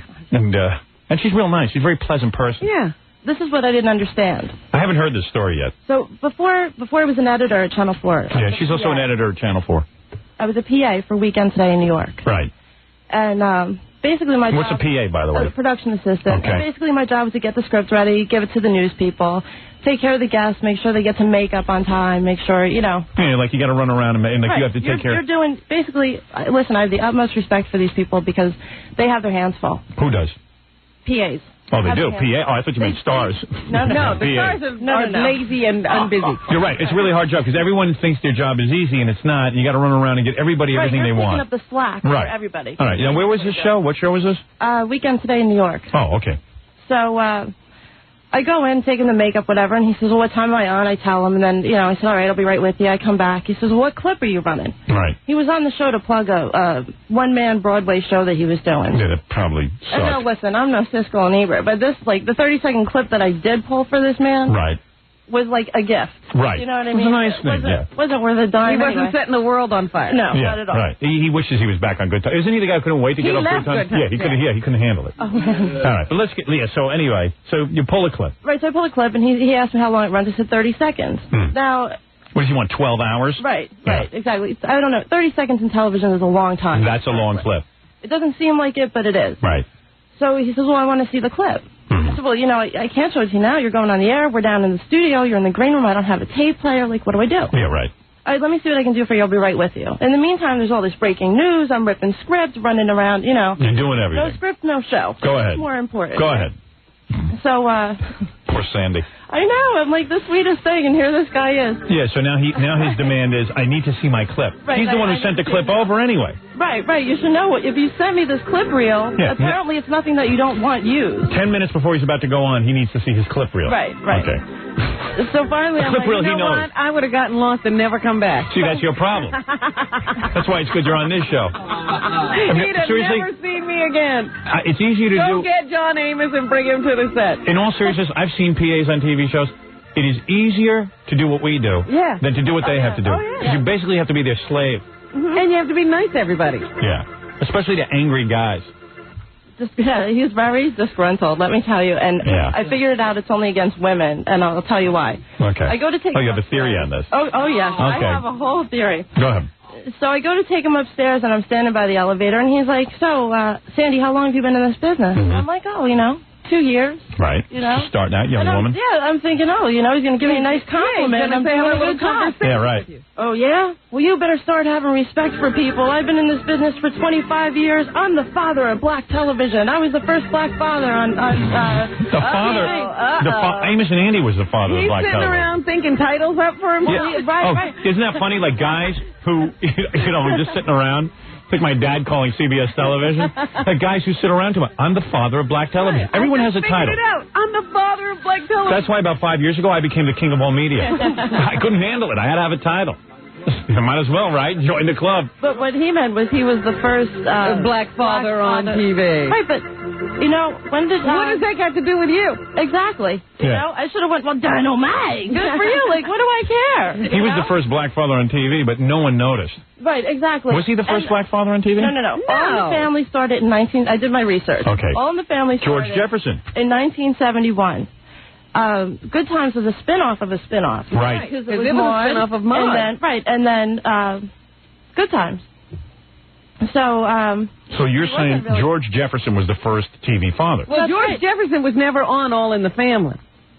Remember, the uncle used to show up all the time to explain what George was all about. Right, but he really wouldn't. That guy was the first uncle of black television. By the way, Jackie is the great-grandfather of white trash comedian. Thank you very much. Loser white trash comedian. Right? Yeah, at least I have a title, Fred. I'm something. Martian Sound Man. All right, so... First Martian Sound Man. So he starts yelling at you, like yelling at the top of his lungs? Oh, yeah. And this is like a one-floor elevator ride, so how, And he's saying you were disrespectful? Oh, yeah. Why? Because I guess I didn't move fast enough for him. Right. What am I supposed to do? Did you never bring back this clip? Oh, I brought him upstairs and handed him off to somebody else and ran off crying, hysterical in the bathroom. Did you cry in front of him? Yeah, and I think that upset me more than anything. Did he come after you and say, I'm sorry? Did he apologize or anything? Then he got to the... Wait a second. Let me take this back a step. Slow down. You're in the elevator, and he starts screaming, he's the father of black television. That's right. So you start to cry. Oh, yeah. Right, understood. You were trying to make the guy happy, and you got sad, and you started to cry. Were you really bawling? Like, you know. I was like what is... to the point like this. I was like, you know, I'm like, what did I do wrong? Did you say to him, what did I do wrong? Yeah, I'm like, I don't understand. What did I do? Right. And he told me, you're never going to make it anywhere. You're not going to amount to anything if you don't start learning how to treat people right, you know? Oh, you know what? All I have to say is, here I am at 24, and what am I doing? Right. You know what? What are you doing? Don't tell me. Listen, let me tell you something. You're getting coffee. That's what you're doing. No, but here's the point. You happen to be a very talented person, by the way. I like you. Thank you. And a very hard worker. No one has ever complained about your work. But what's weird about that guy, somewhere in his career, probably someone said, you're never going to make it. And that's the one thing that makes you make it. I had a guy like that. I had an Israeli. Yeah, I had an Israeli who yelled at me, you know, that I was never going to make it. He's probably the whole reason I probably had it in the back of my head going, I'll show him. Right, so he started screaming at you that you're never going to make it, and you're not going to amount to anything in this business because you were somehow... Disrespectful. I was disrespectful. How were you disrespectful? I guess he wanted the clip and he wanted it 5 minutes ago and I didn't get it for him. All right, so you started crying. Mm-hmm. And then, like, what did he say to you when you started crying? Nothing. He kept yelling at you? He kept going. He taught you a lesson. It was, you know what? Some guys have such a massive heart-on for people that they're going to teach the world a lesson. They're angry. But they can't teach anybody something. No. He can't teach, some head of a company a lesson. He can't teach some studio head a lesson. Or Woody Allen. Sandy. Right, he's going to teach Sandy. He's going to teach this poor girl who's running around getting him coffee. Yeah, here I am. I got in at like 3 o'clock in the morning. You start crying, you hand him off to someone, and then you run into the ladies' room? Oh, yeah, yeah. And then, And then I hand him off to this writer, this poor woman, sweetest woman from Texas, a little Texas. Okay, honey, we're going to take care of you. Takes him in, tells him, I'll show you the clip. And then he starts reaming her out, too. And did she start crying? Oh, no. She's a little bit stronger, I guess. Wow.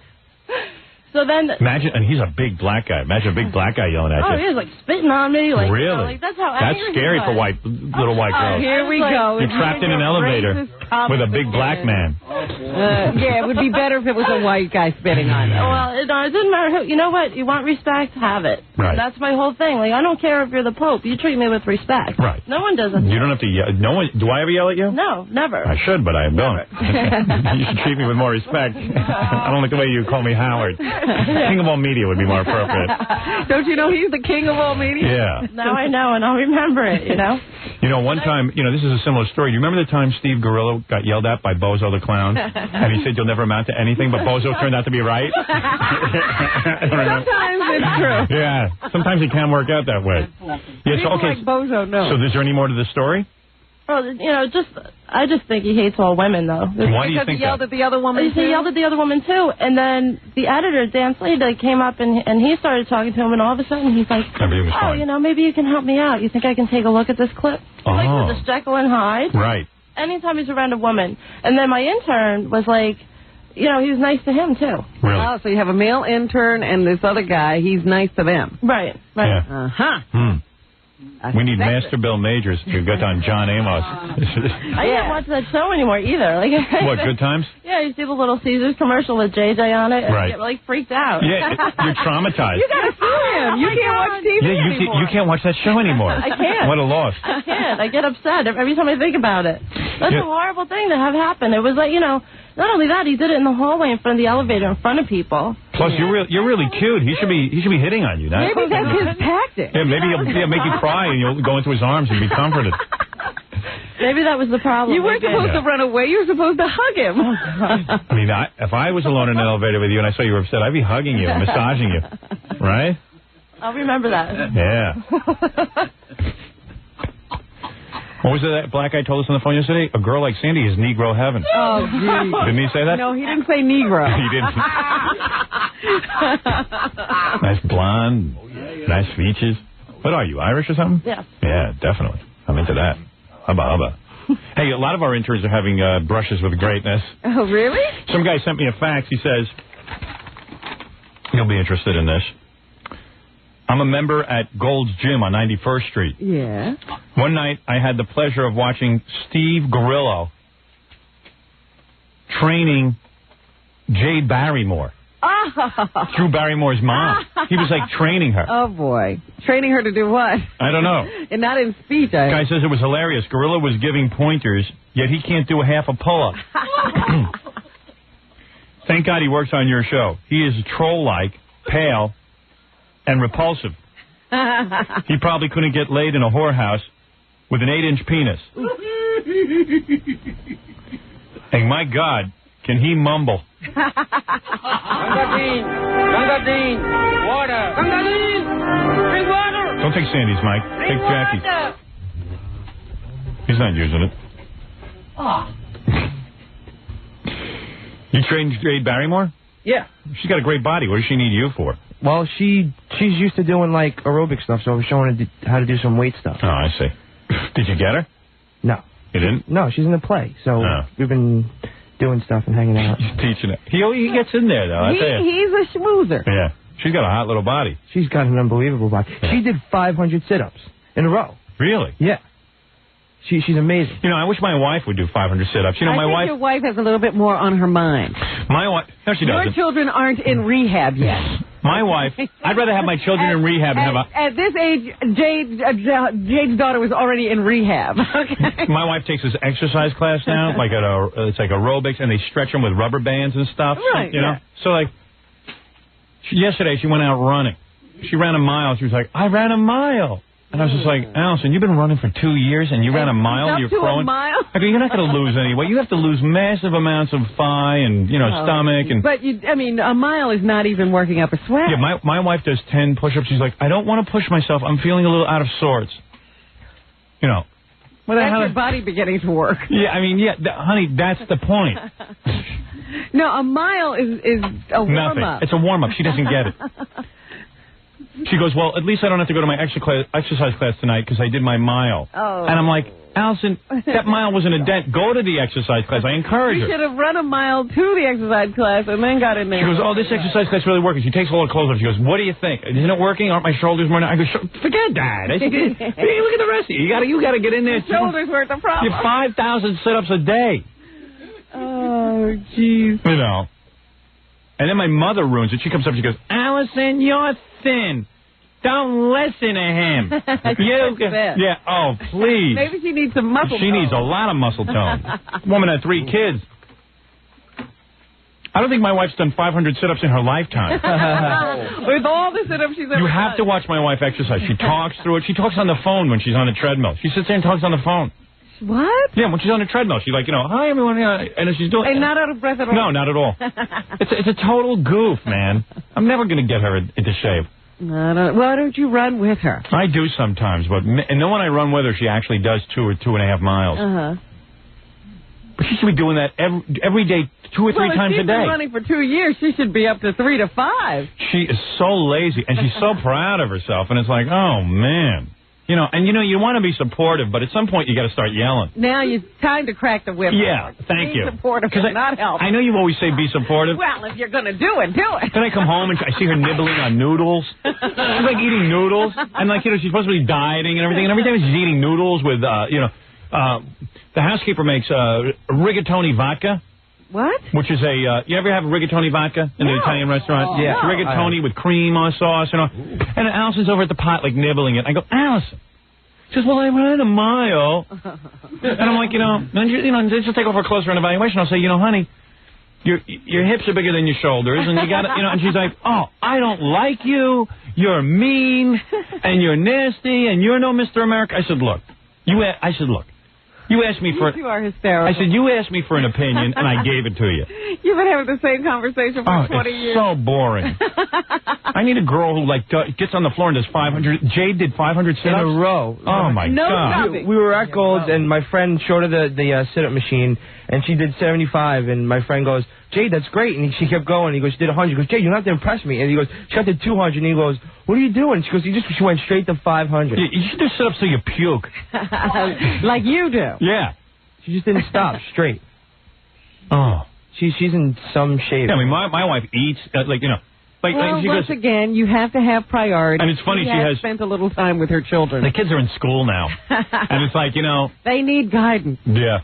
So she has 8 hours a day to work out. She could wake up. She could do what George Hamilton does. Wake up, tan, eat. You know what I mean?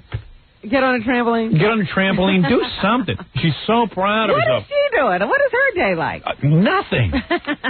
She doesn't watch. Even my young one, she doesn't watch. She got a housekeeper. What is she doing in, like, now, the middle of the day? The kids Right are now? off at school. Nothing. She sits around in her pajamas, and she runs off and does like her nails or something. And it's like, Allison, get out to the goddamn track and exercise.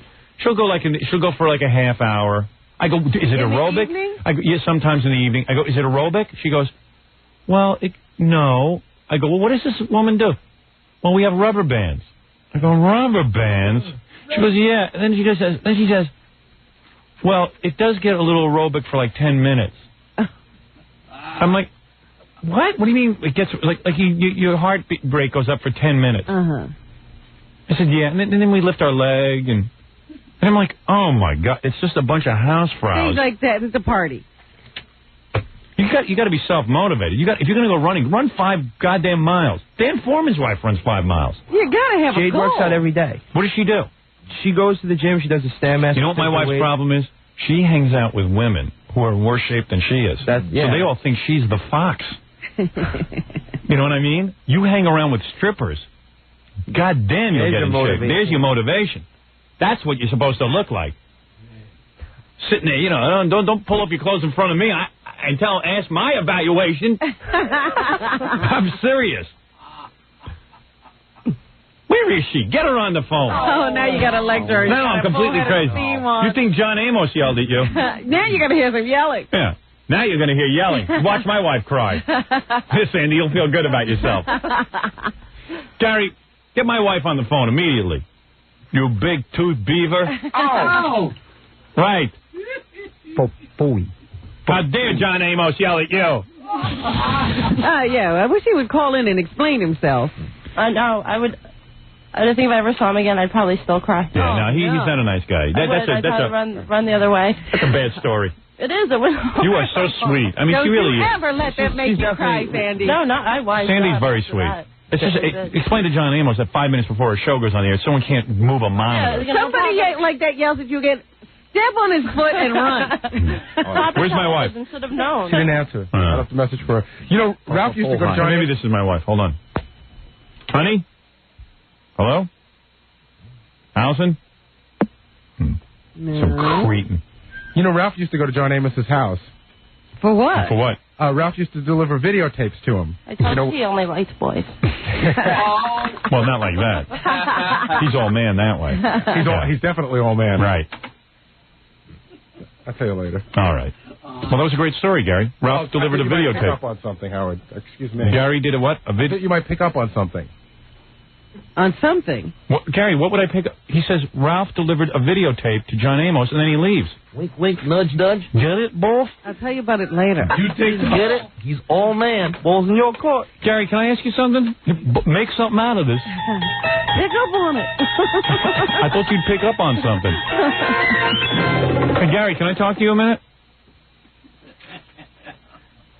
I started it off, Wolf. Let me help you, boss. I missed that. What was that? Information out to you, right? Like sometimes there's stuff that's going on. So yeah, what's the information? Pick up Ralph delivered a videotape to Ralph used to go. Ralph used to go inside his house. I thought you might want to pick up on something there. Listen, I can tell you straight out, but I don't know if I want to say it on the air. Ralph used to deliver a certain kind of tape to him. Oh, all right, thanks. And I thought that might be interesting to you. I leave it in your hands. Sandy's looking at Gary in amazement. You're going to go far, Sandy, because this is your competition. Do you believe it? John got what I was saying. Do you believe it, Sandy? No. Great. Thanks, Gary. You're welcome. Well, I got you going. Now you can keep going. I started the ball rolling with my teeth. Great, now he's going to yell at me. Okay, now he's going to be mad at you. You can degrade me or you can get to our next guest. Who's our next guest? Jenna Jameson is here. Oh, she wants to stop in? Yeah, this is where we ask Jenna, just 2 seconds of... Who is Jenna? That's a really good-looking porno star. I just had to refresh my memory. How could a good-looking girl like that have... She does like everything on camera. How's that possible? Is that the one that scores with us? Yeah. She looks totally different now, too. Completely different. She look good? I didn't even recognize her. She changed her look. She just looks different. Yeah. She got a new haircut that I'm not really fond of. Sandy, would you do porn? No. You wouldn't? Nope. Oh. Not even if John Amos yelled at you? Nope. No. I don't think I'm secure enough with myself. And keep track of my wife down. I want to have a discussion with her. You're not going to let this go? No. I'm tired of her being proud of running a mile. Because you should have seen her yesterday. I ran the mile. I got out there. I mean, how long does it take her to do the mile? Like 22 minutes. That's ridiculous. That's not true, because you have to walk backwards. I'm not kidding. You could walk backwards and go quicker. It is true. Nobody could take 22 minutes to walk a mile. My wife can. Walk a mile. No walk, she runs. If Christopher Reeve goes faster. Howard, walking slowly is 18 minutes. I mean, as slow as you can. Gary, I've been there. Is she trotting? I mean, do you I don't know. Trotting? She would have to be doing the moonwalk. You can crawl a mile in 22 minutes. She moonwalks a mile. Jay Barrymore did 500 sit-ups. Certainly didn't take her 22 minutes. No. How long did it take her to do 500 It took about 7-8 minutes. All right. Boy, she's in some shape. What was she wearing? She was wearing like a tight pair of sweatpants and like a loose kind of sweat top. With like her belly showing and stuff? No, she wasn't showing her belly. No. She's all covered up? And what do you think? You're going to get it on with her or something? No, she's fun to hang out with. I hung out with her last night. He's always hanging out with her. Really? She's a lot of fun. You think you're going to get her drunk one night and then like get her? He helped get her in the play. You know, just like hanging with her. Right. I like her. She's a nice person. Yeah. Why not? When the plane put out for me. Oh, you should hear his little list of celebrities he hangs out with. Every other Jeff Fahey, my night with Jeff Fahey. Who's Jeff Fahey? He's an The actor. lawnmower man. Well, that was because of my friend Bill. Bill Stanton hangs out with all those guys. And then there's Punky Brewster. Right, yeah. John Stamos. He's always out. Good. Out and about. Mickey Rourke. Tupac. Did you hang with Tupac? Yeah. Smoked a blunt with him. You smoked a blunt with Tupac? Yeah. No kidding. Yep. Does he have good stuff? I was knocked on my butt. Wow. Well, there you go. And poor Sandy finally meets a celebrity and he yells at her. All right, we're going to take a break. When we come back, we're just going to... This girl is just way too good looking to be in porno. Doesn't make any... There's a lot of pretty women in porno. I don't get it. I mean, that Savannah was a gorgeous girl. I know. And I mean, she even like shows the inside of her butt on these porno tapes. No kidding. Oh, yeah, you know what I mean. Well, she really wants to be... They crack a smile. Let me see those pictures. This is one picture. I mean, everything. Now, look at that. Oh, for goodness sake. See the whole private part. All right. Let me, she's just way too good looking for this. She's only been doing porno movies for a year. I just got to be reminded if she was molested or something. Look at this girl. Seriously, this girl's like a model. Doesn't make any sense. She had to have, like, been molested by, like, 50 uncles. Well, it says in her bio that she was raised by her father. All right, I got to hear this. Well, he did a good job. All right, we'll be back right after this. And Sandy, thank you. Right, don't cry. You look like you're crying now. Are you crying? No. Okay. 97.1, The Eagle. 8:50 at The Eagle. This is Brad Baxter. Eagle. It's 8:56 at 97.1, The Eagle. We're back with the Here's Howard.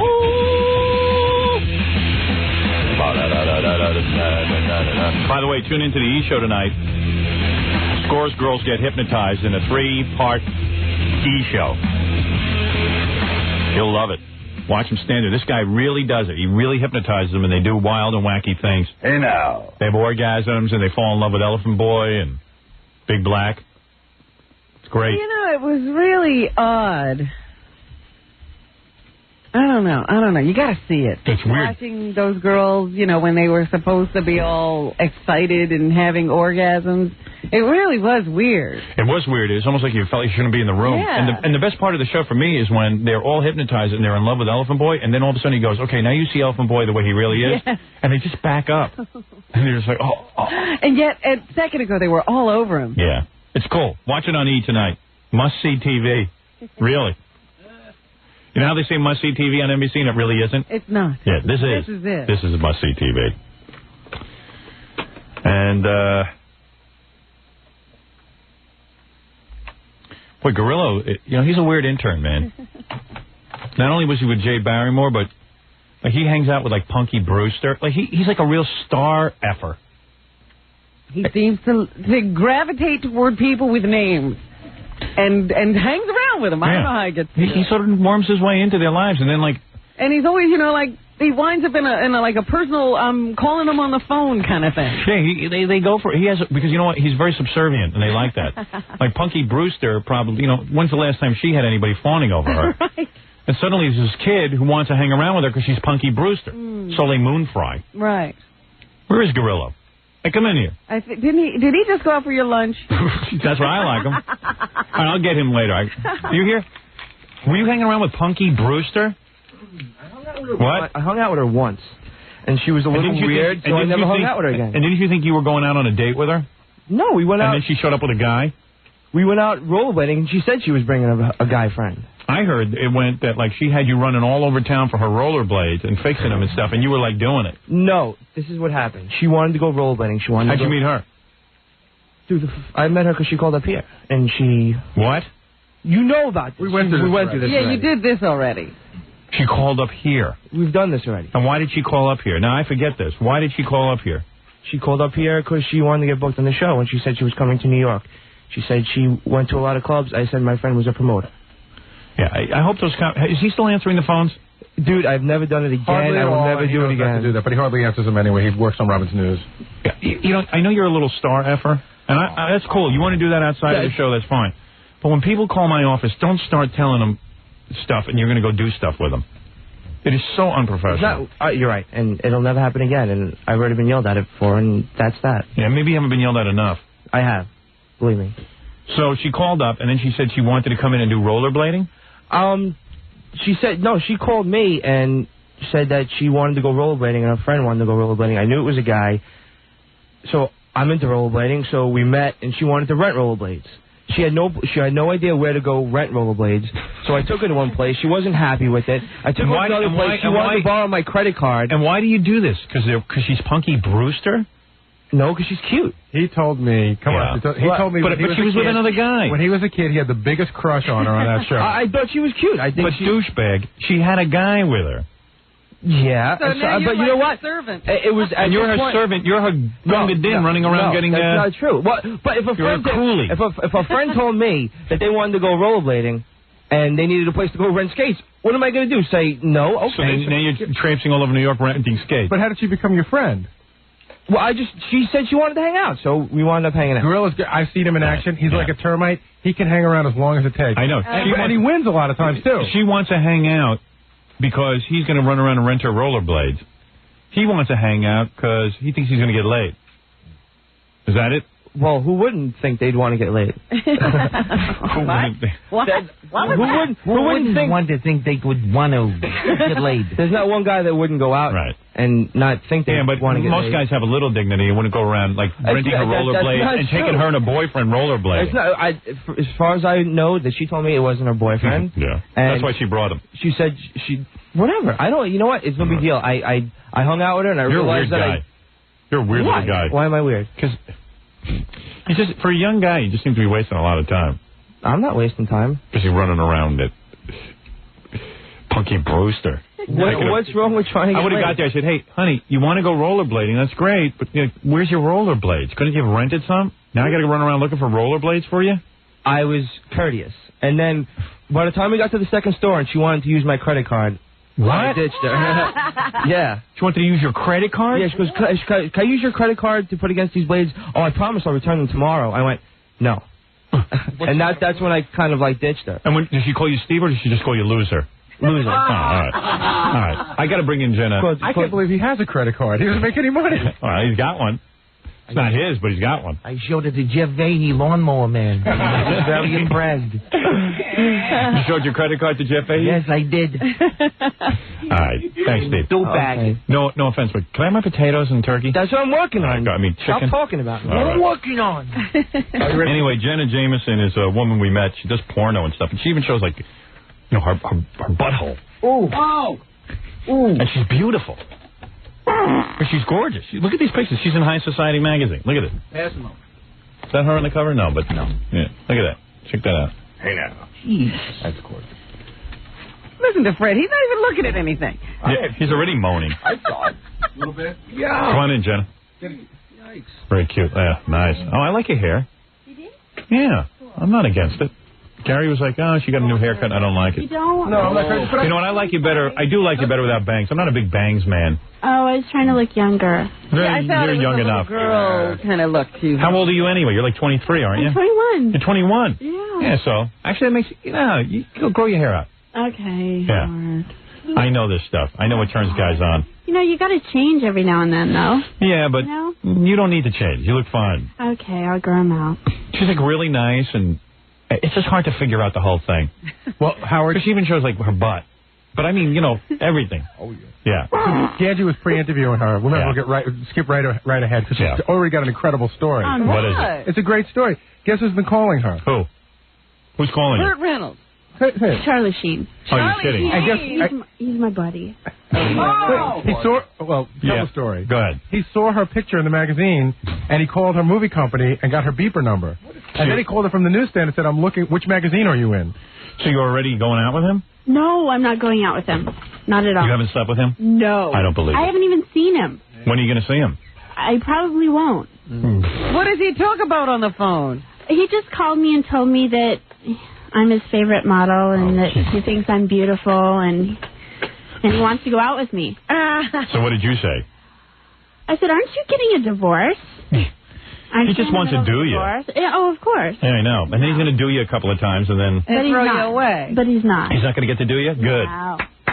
He doesn't Good. get none. Good. Oh, please promise me. None for Charlie. Say, I swear to my Lord Jesus Christ, I will not... Swear to my Lord Jesus Christ. Charlie Sheen gets none. Really? None. Oh, I love that. I don't believe it. You know what I love? I love that little dress you're wearing, that little tight dress, and every time you cross your legs, I see your panties. I love that. Can you take off your panties, and then every time you cross your legs and stuff, I might see something, like a Sharon Stone thing for me, while I'm doing the interview? That would really help. Can you do that for me? Howard. Please. Be nice to me. Come on. Is that mean? At the beginning of the interview, you're already asking me to take my underwear off. No, I mean, take it off so I, you know, and then, like, just, you know, as you're crossing and uncrossing your legs, I could, like, maybe catch a glimpse. That's really sexy Ask to me. me later. Oh. Pretend I'm Charlie Sheen. Then you get none. Yeah, then you get none. Oh. Well, I can look, can't I? That'd be kind of sexy. I mean, no one would see but me. Oh, God. Howard. Come on, please. Okay. You're a porno star. What's the big deal? You watch. The underpants are coming off, Robin. Oh, I'm so happy. Oh, that's so sexy. Yeah, like I can just kind of see something going on. Oh, that is so sexy. Do you guys have the view? Only I have. Wow, that's cool. Now you're a porno star. She's got the belly button ring. I just got completely aroused. Belly button ring? Yeah, I just got completely aroused. Thank you. Yeah, completely, fully. What a view. Do me a favor, face Jackie, just cross it and cross your legs for 2 seconds. Stop it. What are you doing? Stop it. Jackie, you'll get aroused in 1 second. You're totally out of control. You think so? Yeah. I don't think so. What kind of boots are they? Let me see. They're like little... Hi-yo. I like that. I like You're that really too. hot. I can't believe someone this good looking is in porno. That's the thing I can't believe. But isn't that a good thing? So your father raised you? Yeah, it is a good thing. Yeah, For me, it thing. is. Yeah. Your dad raised you? Mm-hmm. And your mom abandoned you? No. Where was Mom? My mother passed away. Oh. But my father was... How old were you when your mom passed away? 4. Oh. Prescription for disaster. That's hot. Stop it. It is. Psychological. I was a very happy child. You were? Everything was good. And all, like, when your family came over, like, relatives and stuff, were they like, wow, check her out? Like, did you ever get molested or anything? No. You sure? Yeah. Really? But everybody knew that I was going to be pretty. They knew it. They could tell right away. Yeah. Yeah. Yeah. And what age did you start to develop? Like, these are implants, right? But did you have a big chest? Yeah, I did. You did? Really big. What were you? Like a C? Like a C. And these are what, triple D? No. These are huge. They're too big for a body, and I love that. They are too big. I love that. They're just too big. And those don't give you any problems or anything, do they? No. You love them? They're great. I love them. I love them, too. What are those saline or... They're saline. Those are saline? Yeah. Wow. Now, you don't find that they cause ripples or anything. No. There was a girl in here yesterday who said they ripple. They're under the muscle. Oh. So you can't see any ripples. What doctor did that? I'd like to congratulate him. Dr. Canada in Las Vegas. Dr. Canada? In Las Vegas. Guy's a genius. Yes. Which one of your uncles had the biggest penis? Something had to happen. Something had to happen in your case. How did you get into porn? You're too cute. Well, I was dancing. Like, you could be on Beverly Hills 90210. Dancing. Well, You could be a legitimate actress. yeah, probably. Yeah. But, you know, I was 18, and I had really big boobs, and I figured, okay, let's make a lot of money. Let's go dance. You know, so I went and danced, and... Why'd you get the implants, to make them look more firm? No, they were perfect before, but I wanted really big ones. And in high school, were you the most popular girl? Actually, no. When did you start having sex? When I was 16. With who? With girls or guys? Girls. You guys don't remember. I need it again. Oh, God. You started with girls. Yeah, I did. You can repeat this story. Yeah. Jackie would like to hear it. I wish there was film of it. I can watch it over and over again. That's a movie. Yeah. You're my type. Mm-hmm. You can go out with me, but not Charlie Sheen. Yeah. Wow, cool. Why is that? Yeah, why is that exactly? Because I'm a nice guy? Oh, God. Yeah, because you're a great guy. Thank you. And Charlie's gone out with a lot of girls, and... Right. I'm not like that. I would stick just with you. Yeah, you would. I would. You would. I mean, I'd be grateful. What? You know, Ganji does this pre-interview with all the guests that come in, and he just told me that, you know who else is a friend of hers? Who? Oh, God. Matt LeBlanc. Oh, you got him? Kidding. One of those friends guys? Now, you had sex with him, right? No. Oh, liar. Liar, panties on fire.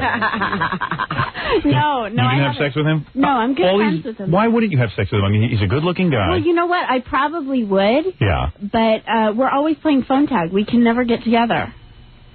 I don't buy that. And when he does call me, it's like 2 in the morning. Oh, it's like, hey, can you get over here and do me? Yeah, Right, and I'm like, do me call. Yeah, is it like come on over and do me? Yeah, and I'm like, I'm asleep. You see, I have more respect for you. I would like to take you out on a date. Right. You know, I don't want to just. I want to have a little. Real man. Yeah, I want to Don't have they realize you're not hungry for sex? You get it all the time. You don't need that. Hello? And you can get tons of guys. Right. These guys don't get it. Exactly. See, I would marry you. I'd say, never mind the dating. Let's get married. You look the way I need you to look, and you're a nice person. Right. Exactly. And you're fun. That's all I know. And you want to be with girls? Go ahead every once in a while. What do I care? Just bring them home to me, too. Right. Let me watch. Right. I don't even have to jump in. Just let me watch. See, that's the perfect husband. Yeah. I'll just work myself over in the corner. I'll just take care of my own needs. You don't have to do a thing. I just want to have some fun watching. Let's get in the hot tub. No problem. Name some other big names that hit on you. I bet you a lot of them. You know what? Not really. Really? I don't really get to meet too many people. Yeah. Kinda. I don't know how that's possible. What do you do all day? I Just don't hang go out. Really? I don't really go How out. come everyone says they don't go out? I work a lot. I do. You call that work? Well, no, I mean, I work besides having sex. Oh, you go out to clubs and stuff? No, I like You dance? promotional stuff. Oh, I see. Yeah. Like for what? Like for my movies. I like go do signings, tours. You know how that is, Howard. You got any kids? No. Cool. No. Anyway, there's this really dirty spread. Isn't in, it rad? High Society. Very rad. High Society 20th anniversary issue. And you like to stay home and stuff, huh? Yeah. I like that, too. You're perfect for it. Yeah. I like to stay home with you. I know I could have fun with you. And we'd have good conversations when you wanted it. Yeah. And if you don't want a conversation, fine. I'll be on the computer. Cool. Right. I'm there. Wow. All these sexy little poses. Isn't it cool? The belly button ring. So your mom dies, and your dad raises you. And at 18, you're already thinking of stripping. Yeah. Oh, yeah, I was already stripping. Does your dad know? Yeah. And he didn't And care? he approved. He approved because he knew that I could take care of myself. You know, could? I wasn't Were you like... a karate expert? No, I wanted to make money. Right. And he knew that was a good way to do it. I mean, my mother was a showgirl. Oh, she was? Yeah. Oh, you didn't say that. You're explaining everything. She was a topless showgirl in Los Angeles. Oh, well, there you go. It's in the family again. And you want to take after your dead mother. Exactly. Right. Dad married a showgirl. Right. You know, this is okay. That's right. Right. Was Dad very proud when you won the Triple Crown of Adult? My dad was at the award show. He was? Yes, he was? Yes, I took him. I think I'd rather interview your dad than you. I'll bring him on next time. God, he's loose. Yeah. Bring your dad with you the next time. Okay. That's cool. interesting. Cool. That I need to know. Because very rarely do you find a porn star whose dad goes to the award show. Yeah. Oh, yeah, he had a great time. He had a great time. No kidding. Yeah. I can't figure that whole thing out. God, I'd love to go out with you. Jesus. Your mom's dead. Your dad doesn't care. You're into porno. You're into chicks. You're the hottest girl I've ever seen. It's perfect. That's what I want. There's the solution. Okay. Okay. It's only one stumbling block. Tell her, Robin. You have to kill his wife. Yeah. Oh, my God. Did you ever bring girls home for your dad? But you know what? My friends always ended up having sex with my father. Oh, so lucky. Only my daughters were nice like that. They would only do it for you. Really? All my stripper friends. No kidding. Yeah.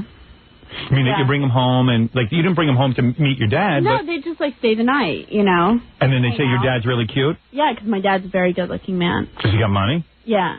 Really? Yeah. Like, what does he do? What kind of work? Well, he's in real estate investment. Really? Person. So he's got cash? Yeah. And then the strippers come over? He's very good-looking. Really? Like, really good-looking. And he never got married again to give you a mother, or? Well, yeah. Would you ever go out with him? My father? Yeah. No. Oh, I'm just trying to find out what the limits are, that's all. Okay, I'm just trying to find out what's going on, that's all. No, but I would definitely introduce him to my friends. Does your dad ever watch your movies and stuff? He likes to see me act. Right. And everything, but he refuses to see me have sex. Right. He refuses. He doesn't even like to think about it. Right. He just knows that I'm good at what I do, and... Oh, yes, you are. There's no way you'd be bad at it. Yeah, he's very cool, though. I got to get a couple of your movies. I've sent you... I don't know that I have them, though. You have yes, you have sent them. I've seen them come in. Yeah, but I think I'm embarrassed to take them home. I Gary, think that's what it is. make sure those movies get in my bag. What happens? What happens is she's here now and you're dizzy. Right. And then, like, in a week from now, when it's after the show, the reality of taking them home embarrasses you. Right. And you say, no, I don't want them. Right. Oh, but now you're telling him just to put them in the bag. Right. Just make sure they get home with me. Yeah, Don't ask me. Don't ask me in front of Kathy. Kathy says right there, Gary goes, Not only Kathy, he asked in front of me. yeah, I he goes, always see it. Wolf, in front of Kathy and Robin, would you like these porno movies? And I'm like, oh, please. I've asked you many times just to yourself. In fact, you told me to stop putting magazines in your bag. I did? Yeah. You said don't put those... So do me a favor. Put them in anyway. Okay. All right? Right. Stupid. I'm trying to act like I've grown out of that. And I haven't. He's unbelievable. Every day, you got to check in with Bull. So I'll give you Jenna Jameson's neat video. Bull, she's naked. He'll have a pile like this, and he'll say, Bull, do you want to take these movies? And in all seriousness, as much fun as I have with Robin, Robin's sitting there. It's like I'm trying to show her that I'm, like, above that. And I'm trying to, I know how to play that game. Right. I'm like, no, come on. I don't need that clogging up my bag. Like, there's anything in my bag that's more important than that. Oh, you cross your legs one more time. I just got to, I need to make love. Don't tease me, okay? Okay, Howard. Don't tease me, just please me. Anyway, Jenna Jameson is in the new issue of High Society. It's a very exciting spread. Mm-hmm. Yeah. Did your father ever see you naked, like running around the house? My father? Yeah. Yeah. How come he sees you naked running around the house? You just walk around the house naked? Yeah, when I was little. No, I mean, how about when you got older and you developed? Oh, no. What about when your stripper friends came up? Would they, like, walk around naked to entice your father? Oh, God. They would, wouldn't they? Yeah. Like, they say, hey, I think your father's really hot. I'm going to walk around naked. Oh, absolutely. And then they say, hey, watch this. I'd tell them before I brought them home, listen, my dad's a really good-looking guy. It's okay if you... Have sex with him. Yeah. Really? Go for it. So then all of a sudden, like, what would they do? How would they seduce him? Like, what would be the scenario? Like, where would you be? I would just, go to bed and they'd, stay up. And talk to him, have a few drinks. Yeah. And, like, they're rapping. You can hear them rapping in the living room and stuff? Right, and then I'd wake up and she'd be, making coffee. Oh. God. And what would they wear? Like, would they borrow, one of your sexy outfits and wear it out there for your father? No, actually, usually they're in a sexy outfit already. Right, because all your friends dress sexy. Right. Yeah. Like, you must have an incredible wardrobe. She has, tons of sexy outfits. Oh, yeah. Yeah. That's my job. I still think about those pants you wore the last time you were in. Like little hip huggers. Oh, yeah. Yeah, with your belly ring. Yeah. Jesus Christ. I dig that. Dig it? Let me see something. Oh, come on, Howard. Oh, please. No. Really? I can't see anything? All right, forget it. You got a magazine right in front of you, Howard. It's not the same, though. Naked. You see this great penetration shot in here? You see. What's Allison, that? I want to talk to my wife. Honey, can you go running for 25 miles today? Oh. Sweetheart? And what's the in thing? Little go-go boots and go-go outfits? Yes. Yeah. It's the in thing for me. Yeah, I dress Robin like that. Yeah, when we get off the air, I make her run around little go-go boots. She does whatever I ask her to do. She appreciates me. Yeah, he's Master Howie right. on the air. She calls me Master Howard. Master Howard. Robin, go-go boots and little mini outfit and tight top today, okay? Okay. All right, honey. It's like a nude hullabaloo. Remember that show, Hullabaloo? Oh, yeah, the white go-go food. That's right, there's much I could teach you, Jenna. Jenna Jameson, raised by her dad. He did a great job. He should write a book. More dads should raise their kids. Yeah, I'll tell him to write a book. And the magazine is in the newsstands right now? Yeah, it's on the newsstands right now. High Everybody Society. should check that out. How old's your dad? He's older. What is he, like 58 now? That's really old. That's like Jackie. Hey! Oh. And he gets tons of young strippers because... Yeah, he goes out with like 22-year-olds. It's pretty cool. Pretty soon you're going to be older than his date. I know. You know, he was at the awards show, and he was, like, on All My Buddies. Really? Wow. Oh, so lucky. And they're like, that's your dad? What a good daughter you were. Yeah, I know. He couldn't wait for you to grow up. He knows Exactly. Can I tie you up and put a ball in your mouth? Oh, I dig that. You like that? Do you like that? Yeah, the gag ball. Yeah, gag ball. You like it? You liar. You love that? Yes. Oh, what a girl. I once put a gag ball in my wife's mouth. Oh, yeah, right. She punched me. You like that, huh? You like to be tied up? I don't really like to be tied up. You like the but gag ball? Yeah. I like rough. Rough sex? That's my thing. Yeah, I'm pretty rough in the sack. I'm pretty rough. I drag you around by the hair. Yeah? Yeah, slam your head into the wall, and then I have sex with you. Make you a little dizzy so you don't know what happened. Yeah, I knock you out so you don't feel anything. You don't want to feel me. Right. Are you kidding? I hurt myself getting undressed. All right, anyway, that's rough enough for me. Oh, jeez, I hurt my back taking my pants off. All right, Jenna, it's always good to see you. Yes, absolutely. And come see us with your dad one time, please. I would love that. Totally. That'd be such a good show. Yeah, he'd love that. He'll get girls. Jenna Jameson, yeah, he'll get tons of girls. I guarantee That's what his life is all about. Yeah, now. right. Jenna Jameson, name some of your movies so guys can rent them. The Kiss, Blue Movie, Wicked One. Just to name a few. Priceless, VR69. And High Society is on the stands right now if you want to go look at her and pretend like she's your girlfriend, like I do. Yeah. And thanks. Yeah, no problem. All right, we'll take a break. We'll come back and do the news. Jenna Jameson. You're listening to The Howard Stern Show. 97.1 The Eagle. You're listening to The Howard Stern Show. Once again, Howard Stern.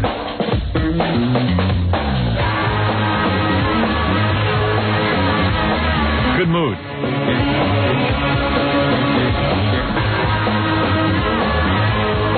Well,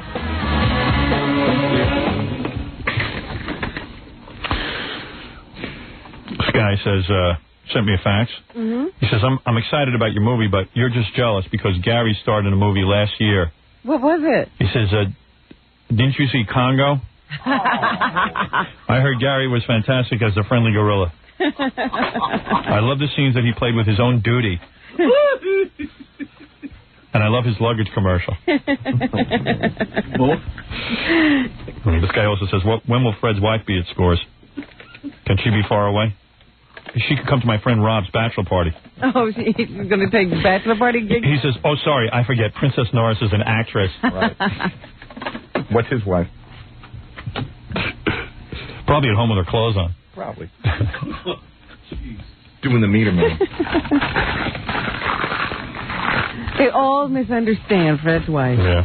No, Fred seems to understand. That's all that matters. I thought this article was funny. They were talking about my movie in the newspaper. And it's kind of weird how reporters and columnists put things together. They can't quite figure out how I ended up making a movie for Paramount Pictures starring myself based on my book with Betty Thomas, who is a great director. And Ivan Reitman. Yeah. They just can't figure it out. So this one guy goes, and it's a complimentary article. It's by a guy named Lou Gall. It's not a bad article or anything, but it just says, they're saying Ivan Reitman, who made National Lampoon's Animal House, Ghostbusters, Dave. That's only 3 movies they're mentioning. Mm-hmm. What about Meatballs, Stripes, Kindergarten Cop, Twins? The writer-producer has been a frequent guest on Stern's radio show, as has Arnold Schwarzenegger, who starred in Twins and Kindergarten Cop for Reitman. Right, yes. It's quite possible that Schwarzenegger who has long promoted his films on Stern's show and recognizes the commercial potential of movie projects, put in a good word for Private Parts and helped to convince Reitman to run with it. Oh, so they're thinking Arnold is behind all of this. Arnold put it all together, see? Isn't that great? I love that. Funny? They don't ask, they just speculate and write it down. Yeah. And why, if you ask you, they say, that's ridiculous. That's funny. Yeah. That kind of funny? Very funny. Yeah. He just made up his own fairy tale there. Yeah, but I like it. I like a Hollywood legend. Arnold, yeah, I was talking to Arnold about my project. And one day that'll be Howard Stern, who has this great Hollywood career. He owes it all to Arnold Schwarzenegger. Arnold Schwarzenegger gave him his first break. Well, what actually happened is Maria Shriver and the Kennedy clan were big fans. They suggested it to Arnold. Arnold was the one who went to Maria Ivan. was a listener. Yeah, Maria's like Maria works out to the show every morning. What kind of Hollywood legend. And she made Arnold do the show. Yeah. That's how it went. I'll play... I got a ton of stuff, but we'll do that tomorrow. We got to get to news. We're doing pretty good on schedule. Not really. Yeah, well, we're doing good considering everything we did today. Which was nothing. I can't remember anything we did today, but let's get to some news. Oh, goodness. Either that or we can listen to Steve Allen badmouth me. No, we did that. Oh, let's do it again. You like that? Yeah, I like that.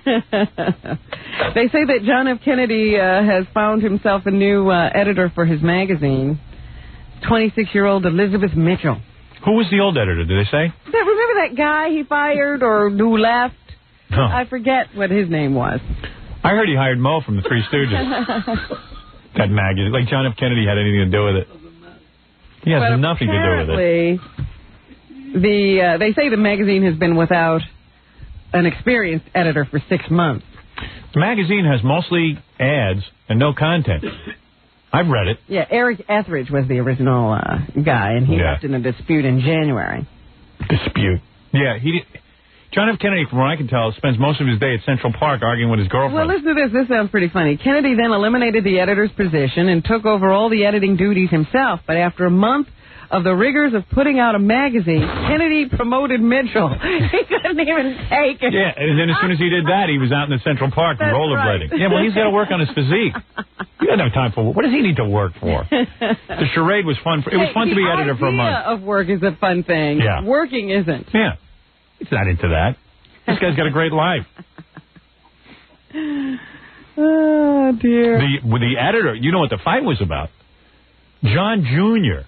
left his rollerblades under the editor's desk. The editor complained. He hurt himself when he sat down. He said, psychologically, I'm working my ass off here at this George magazine for 24 hours a day, and you got to leave your rollerblades sitting around under my desk? Can you at least hide the fact that you're out rollerblading? See, John Jr., you're like, you bring in the sponsors and everything because we just attach your name to it. You're not supposed to actually hang around and bother us.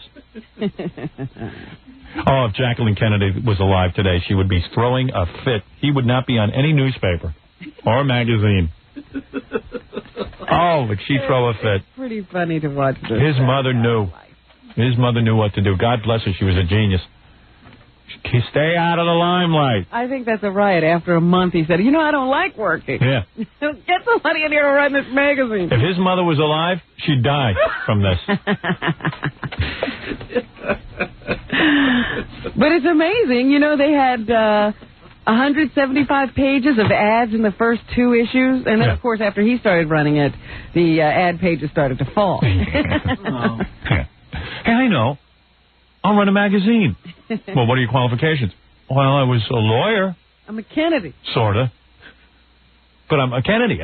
People are interested in me. He's had a life that's totally out of touch with reality. You've got to grow up a certain way to be in touch with the public's taste, and it's just a whole. I can't explain it.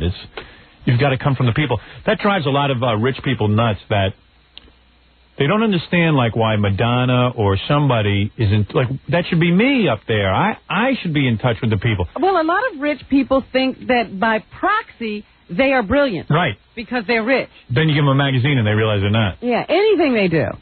I'll never, Did you see that John F. Kennedy Jr. is going to coach the Knicks? Did you see that? That's what he's doing next. Huntington Hartford is this guy who, inherited all this money because his father ran supermarkets or something. Yeah. And for a while, he ran companies. He had beautiful women. Every business he went into went down the tubes. He wound up losing all the money he inherited. Right. And now he's like 150 years old. Yeah. Is alone. Nobody talks to him. Nobody wants him. And he finally came to the realization that it was the money. Yeah. That all those people wanted to do business with him because he was rich. All those people wanted to be around him because he was rich. Yeah. The women wanted him because he was rich. It dawned on him. Yeah, it finally The light sunk bulb. in that it was the money, not him. Oh. Yeah, But it's hard to figure that out. The key was to hold on to the money. It's hard to figure that out unless you lose the money. Yeah, too bad if John F. Kennedy Jr. should put his own money into that magazine. That would be great. But you know what you do? You hire a guy like John F. Kennedy Jr. to front your magazine, and it's cool. Like they should hire him to be the coach of the Knicks, but he just stands there during the games with a clipboard. He looks good. And it'll look real good, but all the players will get their plays from somebody else. Right. You know, like you let him stand in the huddle when the timeout is called, but he's never saying it. Yeah, he would look so much better than like Pat Riley. Or whoever they have standing there. Yeah, right. And it would attract fans. That's what you do. Like, if the magazine was smart. And then you get them to, like, do other stuff. Front stuff, like be the head of a corporation, sort of. But I think this really is his magazine. So maybe one day he can be Huntington Hartford. Anyway, what else is in the news? Well, the elections are in the news. Yesterday was a big day. Dole. Bob Dole. Right. Because he swept Junior Tuesday. He's expected to win this Thursday the New York primary, and then next week is Super Tuesday, and by then he should have it all locked up. Because there's the Texas primary and the Florida primary carrying a lot of delegates, so he's in pretty good shape now. We also hear that Lamar Alexander and Richard Lugar are dropping out of the race. And I think we can pretty much bury Buchanan's candidacy with Minnie Pearl. Pretty much. Well, you know, the Hayseeds got to speak first, but there weren't as many of them as people thought. Yep. There's my howdy. Howdy. You know what that sounds like to me? A bunch of hillbillies going, Negroes! Let's get on! You know, everyone in that audience is ready. Ready and able. So anyway, Pat Buchanan, yes, is vowing to fight on, though. Here is why not? A very happy Bob Dole. Might as well fight on. It'll be good for when he has to go back to CNN and, like, he'll be more famous and stuff. We'll be able to get better money for his and appearances. He'll make a great opposition guy to the administration. Right. If the Democrats get back in. Thank you, Colorado. What a personality on that guy. Thank you, Colorado. That's right. There's a guy who needs to get some sleep. All right. Thank you, Connecticut. The guy on Saturday Night Live, Norm Macdonald, does the best Bob Dole. Yeah. You should just have him do that for a whole hour and a half. Thank you. Thank you. Bob Dole says thank you. Thank you, Georgia. Thank you, Maine. Thank you. What's next? What's another state? Thank you, Maryland. Thank you, Howard Stern. Thank you, Massachusetts. Thank you, Rhode Island. And thank you, Vermont. Did I hear New York in there? No, we're Thursday. Oh. Tomorrow. And thank you, Jenna Jameson. I don't think he said that. All right. Pat Buchanan, as I said, is a little bit upset about his showing yesterday. He expected to do better in Georgia, but he didn't. Yeah, he figured they were as dumb as the people in New Hampshire. Yes, here he is saying that he's going to continue.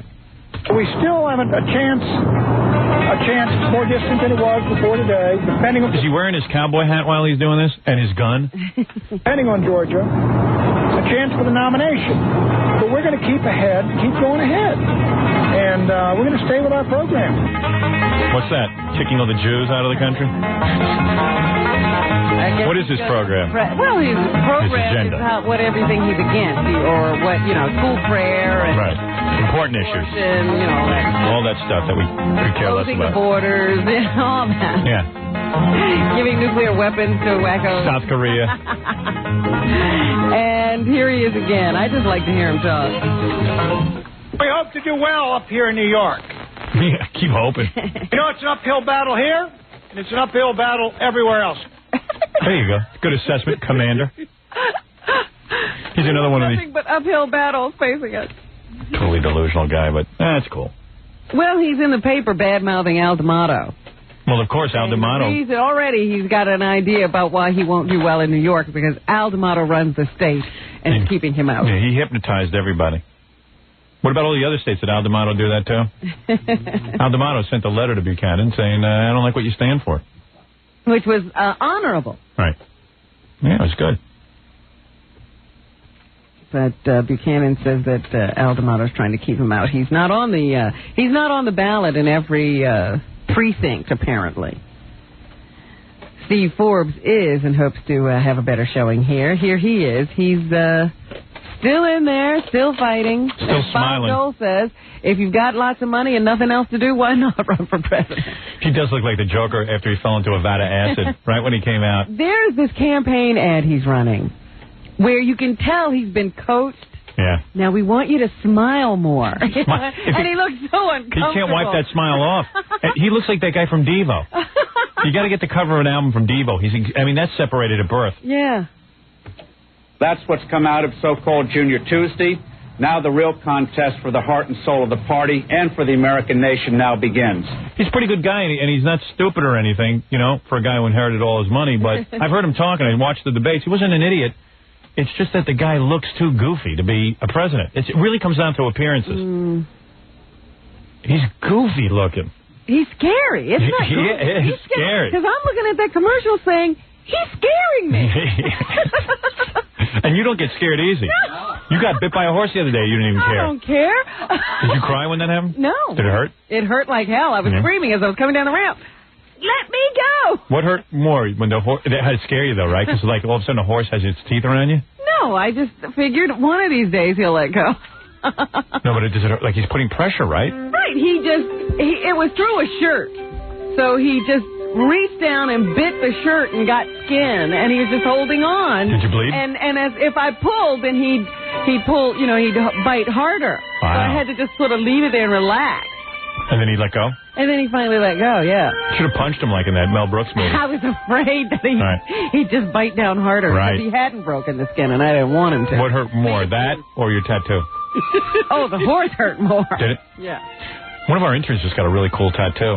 Who? I would get it on my arm, but it's a symbol for Aries. You know the Aries symbol? Aries? The bull? The ram, right? Yeah. It's a ram, but it looks really cool. But I'm not an Aries. What's Capricorn? Capricorn is the goat. Oh, I'm putting a big goat on my... Oh, it's close to a ram. Hey, you want to see it? Hey, yeah, who is it? What's that dude's name, Gary? James? The wagner? No, not James. James has a really ugly tattoo. Oh. His tattoo is like a picture of me and Lenny Bruce. Right, I thought maybe he got another one to redeem himself. This guy's a good dude, too, man. Oh, this guy? Yeah. What's his name, Robin? I don't know. No one even knows your name, man. You're a good dude. What is your name? Alan. Alan? What is it, John? Jealous? We're talking to a different intern? Show her the one on your arm. Where'd you get it? The one on your arm's a little overdone, but... you want to see the ram or the... Show Robin the ram. I wish I was in Aries. Where is it? He's going into... It's on his leg. Okay. And it looks kind of cool, too. Let me Put see. your leg up on that thing so the camera get a shot of it, too. How long is it going to take him to get to it? Well, he's going to put his big boot down. He's got the look, the work shirt and the boot. He does it all right. Yeah, he's got the whole thing. He's got a big ram. Yeah, that's cool. I like that. Show it to Robin if you can. Can you just say kind of... I know it's hard, but... Oh! Isn't that cool? I like that. Yeah. Except like they had to shave his leg. He had that big hairy leg and everything. So I'd put that on my arm in a minute.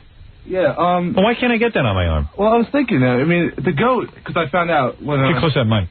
I found out earlier that you have the goat, and it would really be the same thing, except for the horns would be going straight up. I don't think I'd like it straight. I like sort of the symmetry of that. Yeah. Yeah. But how do I get a... Maybe I can just get a... Yeah, but then somebody says, what is that? But, that could also be one of those tribal things, You just tell them it's a tribal symbol. Yeah, that's what it is. I told them to design it in tribal, and it's all... Let me see it again, if you don't mind. It's on your leg, man. That's where chicks put theirs. It looks like he's branded. It's cool, though. I wanted that on my arm. See, I could live with that. Yeah, the original one was like really big. It was on a guy's arm, and why couldn't I have Why couldn't you get the ram? Who cares whether you're an Aries or not? Yeah. Don't you think that would look good on my muscular arms? No. You don't? You don't think that look good? That's a good tattoo. Yeah, I like that. Yeah. But like I said, it is tribal. You could say it was anything. Yeah. Oh, yeah, he got this whole mess on his arm. What is that on his arm? Yeah, there's a lot going on. Oh, that's ugly. That's ugly. Oh, thank you. It is. That you have to live with it. It's a big giant sun, but you ever see the sun on Captain Kangaroo that has a face on it? Right, or CBS This Morning. Or CBS This Morning. It's the CBS This Morning sun. It's Grandfather Clark. Yeah, Grandfather Clock. From the Captain Kangaroo show. And then, you know who that is? Grandfather Clock? No, I don't. You ever watch Captain Kangaroo? Well, how old are you? I'm 20. Oh, yeah. We're like 40. We're ancient. Yeah. There's a show called Captain Kangaroo, and the guy had a grandfather clock that had that face and talked. Okay. And then, but then he has like thunder red bolts or something. I don't know what that's red ribbon or something? This is tribal work. Is it? That's tribal work. But instead of it being black, I reversed I had the sun in black and gray, and I put the... It's pretty freaky. That's ugly. Yeah, it's ugly. Yeah, well, that one's not a good one. That one you're going to really hate yourself for. Yeah, the one you're hiding is the good one. Yeah, the one that's in your sock, that's the good one. That's the one that should have been on your arm, dude. I think it's like common courtesy to not make fun of a person's tattoo. Dude, I really do. Dude, it's like people make fun of my nose, I make fun of your tattoo. Something you're going to have the rest of your life, it's just a bad feature. The funny thing is, you put it there. I mean, I've seen people with like horrible tattoos, like with guitars that the neck's bent, and that's yours. It's on their back, they can't see. I'm like, yeah, it's great, because... Well, you have one of those bad tattoos that everyone's going to go, yeah, that's great. We can't lie to you like that. But the ram is cool. Yeah. I might get that on my arm. Oh, I could hook you up. That's all right. No, let me see your piece. That's how you have to, yeah. Let me see your piece, man. Yeah. Let me see your piece, man. Is that the way they say it? Yeah, they go like, let me see your piece. Yeah. What a weird tattoo lingo. Like all of a sudden it's become legitimate. Would you get it like a lot bigger than that? I don't know. No, I think that's a cool size and everything. Yeah. I wouldn't get a big thing. Don't forget, I got real skinny arms. Plastered on Let me your ask you arm something. like he did. Can I get that before my movie? Cause no. I can't, right? Might as well not. Because you didn't have it before, and well, you're going to have to cover it up. You know what Dee was telling me? You know what? There's a guy in a movie, in Best of the Best or something. He used to be on TV and stuff, and he was even on... I don't know the guy's name, Sasha something. Sasha Mitchell? Yeah, he's got tons of tattoos, but you never see him in his nude scenes and stuff. Because they put that body paint on him and everything. Yes. But, you know, like on a whole day, you got to keep reapplying it. Yeah, it's painful. It starts to show through. Oh, really? Yeah. But that's a small one. Right. Like, Drew Barrymore has a ton of tattoos, but I remember in that movie, Bad Girls, you didn't see him. Yeah, they cover him up. Yeah, they cover him up. Yeah, but it takes a lot. I'm telling you, I have a tattoo, and they had to cover mine up when I did the Fresh Prince of Bel-Air. Show up. It does start to show through. They have to reapply the makeup all the time, Why couldn't you have a tattoo on the Fresh Prince of Bel-Air? I was supposed to be a businesswoman who didn't have tattoos on her biker body. businesswoman. Where's your tattoo, Robin? On her chest. It's on my chest. Above her beautiful mound. Oh, wow. All right. Yeah, little Chinese thing she went in for. What's it mean? I don't tell. Sometimes I think of your skin, and I think like you know how sometimes they lay out somebody's skin like in that movie. Right, Silence of the Lambs. Yeah, I think about Robin's skin and I go, there's a Chinese marking on there. Yeah, well, you'll know it's mine if somebody does it. It freaks me out. Why? What? Johnny Depp and Mickey Rourke both have tattoos they cover up in their movies, so you notice them. Mickey Rourke, what movie is he in that anybody watches? Nobody covers him up or anything. Yeah, well, Johnny Depp's got them all over his arms. And does he? Yeah, and they managed to cover it up, but that's it. Yeah, but he has a lot of free time. You know, he gets sit there all day and let him body paint. He doesn't have time to spend in body makeup. Yeah. The funniest thing was when my father found out about the first one. Yeah, what'd he do? Oh, was he pissed? I hid it for 3 months. Ralph, I found my tattoo.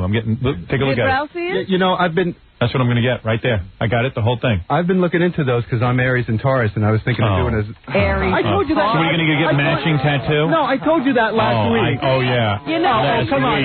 I knew it. Ralph would get your tattoo. Ralph, you're not getting my tattoo. No, you're getting my tattoo. I said it to you a week ago. I see.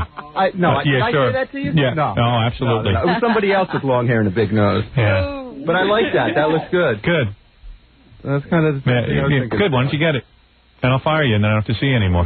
So you're going to get... So it's a question of whether you get it. So you're going to get Or Aries? whether you work. You get a ram's horn. What? D has a horse's head. What does that mean? Well, why don't you get your zodiac sign? I don't want a goat on my arm. Well, you stylize it. Yeah, so I'll stylize it to look like a ram. So I like it. So that's what I'm going to get. The same exact one? No. Oh, look at this guy. I know. See, he's such a little not faggot. even getting a tattoo unless you get one. I know. One. And you know what? Notice he hasn't gone and gotten a tattoo. He's been talking when about are you it for going? 5 You want me to go When get are you the going? drawings that When I are you have? going? You want me to go get the drawings? Yeah, go get the drawings you have. Hold on. Go When get them. he wanted Go a draw nipple 'em. ring, did he wait for you? No, he went and got it. Yeah. But the tattoo, he's only getting because of you. Yeah, I know. He's such a little girl. I knew it. He's going to get the same tattoo. Such a clone. That's why I shouldn't have said anything. I should have just gone and gotten it. Yeah. Because if you I forgot had, about him. he would have then been, oh, man, why didn't you call me? Now the retard's going to run around with my tattoo. But then, once you get it, he would have gone and gotten the same thing anyway. Yeah, right. But he'll never get a tattoo before you. No. Because he knows you'll goof on it. Right. He told me he was going to get it on his neck. He's not getting anything. Oh, man. No, now he'll get it because I've said I'm going to get it. You want to get a tattoo on your neck? Come on in, clone boy. Oh, we can go through a tattoo magazine and try and find something that matches it? No. I drew it out. Yeah, where is it? Drawing. I'm getting it. Yeah, let's see the drawing of it. Ah, look at his hands shaking. Yeah, of course they're shaking because he didn't have any drawing. Yeah, here's the drawing I made. Here's the drawing. Drawing. Hey, show you my drawing. So go get it, okay? All right. Now I got to go find a different tattoo. No, I wasn't... Find something I like. Ralph, you're never going to get a tattoo because he's always going to say, oh, man, that was exactly what I was going to get. So you're saying if I go tomorrow to get my tattoo, you're saying that... why don't I just call the movie director? First of all, it won't... Well, how long does it take to heal? Just like 3 days. You did it yesterday. No. You got to work with it for weeks. He did it yesterday. Crap on it. You can slap some makeup over it. Yeah, I mean... You have to put this salve on it and the grease For how long? stuff. For how long? Like a week. Yeah, I got 6 weeks. I can go get it tomorrow and then... Yeah. Like, you can't go in... You're saying I should wait. I say wait. Okay. You can't go in salt water for a month, but that doesn't matter now. Oh, damn, I have to go saltwater. Yeah, his whole movie is shot underwater. Yeah, it's like a water world. Yeah. I'm going to be completely submerged. That's cool, dude. Hey, Ralph, take a picture of that for me because I want to show it to my tattoo artist. And you need it too for yourself, Ralph. No, I don't need... Where's your picture? I don't... Where is it? I had it right there. I drew it in red. I drew it in red. Come on, I was talking to you about it. Yeah, take it in red. Yeah. I remember the conversation well. Yeah, like I was going to get the same thing. You said, what's the sign? I said, Aries and Taurus. Yeah, sure. Yeah. You don't remember that. No, I don't. Come on. I don't. I really don't. Come on, be honest. Yeah, I'm being totally honest. I swear to God on the life of my children, I've never had that conversation with you. I swear to God you Good. did. All right. I swear. All right. You even asked me, what's your sign? Ralph, maybe you'll go and hold my hand with me, okay? Goodbye. Get out of here. Get out. Sorry, Alan. His big ugly nose is something scary. The side of his face has a hideous berry. His teeth are even worse than Gary's. Howard's girlfriend, Ralph. Everyone knows that Ralph is best at shaving the hairs off of Howard's chest. But other than that, he's a worthless pest. Howard's girlfriend, Ralph. All right, thank you. Okay. All right, I got to take a break, Robin. We'll get back to news right after this. Yeah. You're listening to the Howard Stern Show. 97.1 The Eagle. Let's return to the Howard. Scott Einziger's tattoo? Yeah. Okay. You want to see a bad tattoo? I told you about We this. were talking about this yesterday, and I've never, ever seen his tattoo. Scott Einziger, who I call Debbie Einziger because that's his wife's name, and the producer of our E-show, or executive producer, whatever you call him, his wife beeps him constantly. He told me he had a tattoo. He showed it to me. Yeah. It's got to be under the size of a quarter, and it's like a little tiny road runner. Let me see this. What's that signify? Anything? I don't know. I must have What been. does the Roadrunner mean to him? It's like he wimped out, like he made no commitment to the tattoo thing. Yeah, it's just small. And it's Roadrunner. It's not a Roadrunner, and it's a horoscope sign. Oh, is it? You're thinking again. What is it? It happens to be a scorpion. You've seen it, Robin. No, I haven't. Take off your shirt. Just pull that sleeve off. Yeah, he's gonna reveal it now. Look at it. Show it to Robin. Turn around. Show it to Robin. Oh, my God. That looks like a blotch. Looks like he has cribs. It's a crab, right? It's a scorpion. Oh. But it's like so bad. It's blurry. Simple. 25 cents will cover that. That's a girl tattoo. Yeah, it's a girl tattoo is what it is. Great. It looks like a mole, Howard. That's what Debbie Einziger should have. Yeah. What tattoo is that? It's a small tattoo. Once you have some work done on it, make it a little bigger so it fills out your little... I'll speak to Ralph. He'll design something. No, don't ask Ralph. He's waiting for me. Isn't that funny tattoo? I thought it was the Roadrunner. I didn't even know what it was. You don't get a little thing like that put on your arm. What's it mean? Maybe he was trying to make his arm bigger. Like you know, if he was real tiny. Yeah, his arm dwarfs the tattoo. Yeah. He should tattoo a magnifying glass over it. Yeah, so you can see it. Yeah. That is not the full... That almost looks like a mole. Yeah. I mean, if you're looking at it from far away, you're like, oh, he's got a funny birthmark. And it's done by a really bad artist because it's like almost like a blue blotch. It looks like those 60-year-old guys who have an anchor on their arm. And they did it themselves. Yeah. Like a prison tattoo. Yeah, when they get old, it gets blurry. Yeah, it gets all blurry, and it's just a big blotch on their arm. You ever see those guys? Like at one time, it probably looked like an anchor, but now like they're old and stuff, and you got to sort of figure out what it is. It's like a square block. Game. Yeah, it's just a block of ink. It's a big blue square. What do you think it was? Try and figure out what it was. Right. Was it a face? Was it an anchor? What was it? It's a battleship. Shut up. What else is in the news, Robin? Besides tattoos.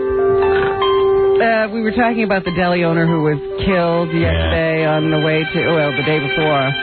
He was on the way to the bank to deposit his receipts from the day's work. Yeah. Well, they now have a description of the man they think shot and killed him. They've published it in the paper. Let me guess. He probably is about 5'10", 190 pounds. Probably got out of prison 17 different times, so he's probably like the body of a weightlifter. Probably as dark as George Hamilton. What's the description? Detectives say the killer was a white or Hispanic man between 30 and 45 years old with salt and pepper hair. It would be he's probably as dark as George Hamilton.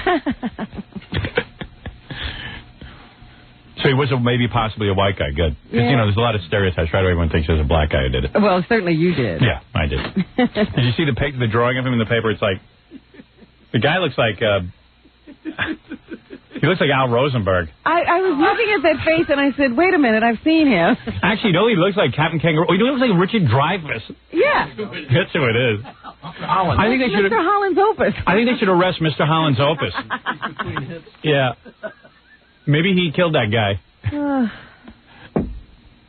Duddy Kravitz. So anyway, the guy got his funeral yesterday, and everybody was... Yeah, it's a pretty bad story. Mourning. Like a nice guy who just got killed for some cash. So they're thinking it's more of a robbery than any labor dispute. It looks like a straightforward robbery. And they seem to think that there was a struggle with his assailant before he was shot and killed. Yeah, that's not a good idea. When a guy's got a gun on you just got to kind of, as wimpy as it sounds, give him the money, man. It's not worth your life. With some of these people who are out and around today, they'll shoot you even if you give them the money. Don't fight. A lot of times I'm walking on the street, I see someone suspicious, I just give them my money. I don't even want to get into it with them. They go, excuse, what is this for? I go, I just assumed you were going to rob me. And they go, no, I wasn't, but thank you. You're the kind of person who, you see a guy holding a cup of coffee, you drop something in it, thinking he's begging. Some guy almost kicked my ass the other day because I ruined his coffee. I put like 50 cents in there. Because, hey, man, I'm just trying to drink my coffee. Sorry, dude. I'm paranoid.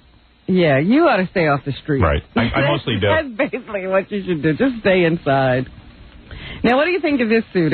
See, people are opportunists now. They are looking for any reason to have these multi-million-dollar suits. This guy's suing the Kellogg Company for $3 million. Okay, what's his problem? He says he found some bugs in his cereal. Oh, gee, that couldn't possibly happen. He lives in Manhattan. How are you going to prove you found bugs in the cereal? How do we know you didn't put them in there? He says he bought this cereal on October 11th in 1994 and ate some of it a day or two later. Yeah, so what happened? While eating it, he noticed some insects moving about in the bowl. Yeah, so what? He became ill and suffered mental anguish. How does he know it came from the box? How does he know it wasn't in his... they could have crawled in after they got to his house. Yeah, absolutely. Ridiculous. 9 days later, he sent the cereal to a laboratory for tests that revealed beetle adults, larvae, and skin casts. What's wrong with that? They say that the large number of larvae and adult beetles in the cereal could only have entered the box before it got to the grocery store. Well, he deserves $3 million. He waited so long to sue because he was trying to settle with the Kellogg company. Why don't we just bankrupt every company in this country? Let the lawyers out every company. What did this do to him, really, that's worth $3 million? I mean, where's the mental anguish? What, so you might have eaten some Even bugs? if there was mental anguish, is it worth $3 million? 10 years ago it wasn't. Now all of a sudden it is. People pray for this crap to happen. Yeah, and it's $3 million I got to have. Why not just replace the box of cereal? Yeah, I mean... What you wanted was cereal. Did he get ill? He says he got ill that day. Oh. Well, he's better, right? Yeah, seems to be fine now. So how about he gets $1,000 for his troubles? The old days, the scam was if you found something wrong with a product, you wrote to the company and they sent you more a new one. Yeah, Right. or a coupon. One summer I went to summer camp. I spent an entire summer writing to candy companies complaining about something that happened with the candy that was totally full, and they would send me like a whole crate of candy. Nice letter with the letterhead. Yeah, we used to do that. The counselors finally got wise. They saw these huge crates being delivered to our house. You know, a little bunk there, whatever it's called. And everyone was getting crates of candy. And they were real nice about it. But now it's just, sue the pants off of them. Yeah. Yeah, they're rich. Let's get their money. But it's like, well, how many Here companies... I got my payday. Yeah. You bugs in my cereal, $3 million. Yeah. I remember when I was at NBC, when we worked at NBC, I think you were there that day, I was eating a salad. I remember that. I'm eating a salad in the commissary. And I dig into my salad, and I put it in my mouth. I bite into something hard. I pull out a huge metal clip. It was a staple. A staple, but not like the little staples you use at home, but the huge cartons. They put in the cardboard boxes. So I said to Rob, look at this. Okay, the first thing that goes through my mind, I'm rich. Never worked. You don't get it's like finding gold. And right away I was like, I'm traumatized. Come on. We all know the drill. Everybody's wise to it. Yeah, you can never eat salad again. Yeah, gee. So I went up to them. I said, just for your own edification, here's a metal clip. Mm-hmm. Maybe you want to look into this. And the guy quickly took he took the clip from me, and I had no evidence. I told you one time Nancy was eating coleslaw and pulled out an entire rubber glove. Really? That's great. That's wild. I can't tell you where. And at their house. And she didn't sue? No. I figure you guys she are actually good. worked there, so she knew right. how it could have happened. People aren't that careful. I mean, it's disgusting, but I don't know if it's worth suing over. Yeah, really. Yeah, waste of time. He accidentally choked on it, right? Ate it and died. The family was a little upset. Yeah, maybe he put a few thou in the bank. Right. You probably spot it before you ate the whole thing. I don't know. I think the country's out of control, and I know that. I don't know. It's just completely out of control. I think they said something like 1 out of every 3 people has a lawsuit going with somebody. Really? Yeah. Then that means somebody in this room. Yeah, I have a lawsuit going with Evergreen. I got one going. I had to. Wouldn't pay me. Now we have to have a serious discussion. Want to do it after the commercial? Yes, because I really want your views on this. Really? Yeah. It's a good one. Very serious discussion for parents. I'll give you my answer within 2 and 2. I'm going to sue Fred. Where is Fred? That's why. Fred, come on, pal. We've been Stick held with up me. from our commercial. I got one last break, pal, and then you're gone. Where is he? He's wacky smacky. Nobody knows. Huh. Oh, man.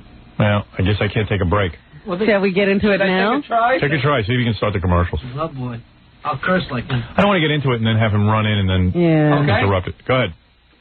You're listening to the Howard Stern Show. Sounds like we're going, but you got to do something now, Jackie. No. 97.1 The Eagle. We're back with the Howard Stern Show. When you have a computer and you're hooked up to that internet, you feel like you're in the Batcave because you can look up people's names and get information on them. And yeah, cool. It's very neat. Like all of a sudden I'm reading the OJ transcripts. All you did was type in OJ? No, I typed in the www. Oh, so you had the address? Yeah, www.latimes.com. Uh-huh. And then you go on there and they have the OJ transcripts of, these new transcripts. The ones you don't get to see or read. Mm-hmm. Oh, I just pissed some wind. Jesus. That was wind? That was wind. Oh. It wasn't wind. You know what it is? I eat my potatoes during the commercial, which is about 3 minutes. Uh-huh. I eat so fast, I walk around the rest of the day here in pain because I'm so loaded with gas. It creates so much gas in my system that I'm farting till like dinner time. And then I refuel and eat dinner. And then I finally feel normal again around dinner. And then I eat more and I fart all night. Why do you want to eat when it only causes you pain? I don't know. I'm hungry. You were disgusting yesterday. I was what? You were disgusting. You actually made Scott's studio smell worse. I farted during the bit. Ooh. We were, that Woody Allen bit that we're going to run tomorrow. That is a stinky room, and you made it worse. Yeah. Oh, Jackie, you shouldn't talk. Yeah, like Jackie hasn't fouled the room. I fouled the room. And then I farted. He leaves a fog, and they let you walk into it. I farted in the office, and I blamed, Kathy came running in, and I blamed I got all embarrassed. I said, Jackie, it stinks in here. You smell like a pig, and I ran out of the room. So Kathy would think Jackie farted. Well, all of you need to do something with yourself. Not Fred. Fred has never, ever farted. No, he never farts. He's like not even human. Just don't do it. What do you eat? Well, he's real slow. He hates food. He just like eats in a pouch. Once in a while, you would fart anyway, wouldn't you? No, he's sick and stuff. And when I'm going to the bathroom, that's about it. Yeah, that's like a lot of like Robin farts on the toilet.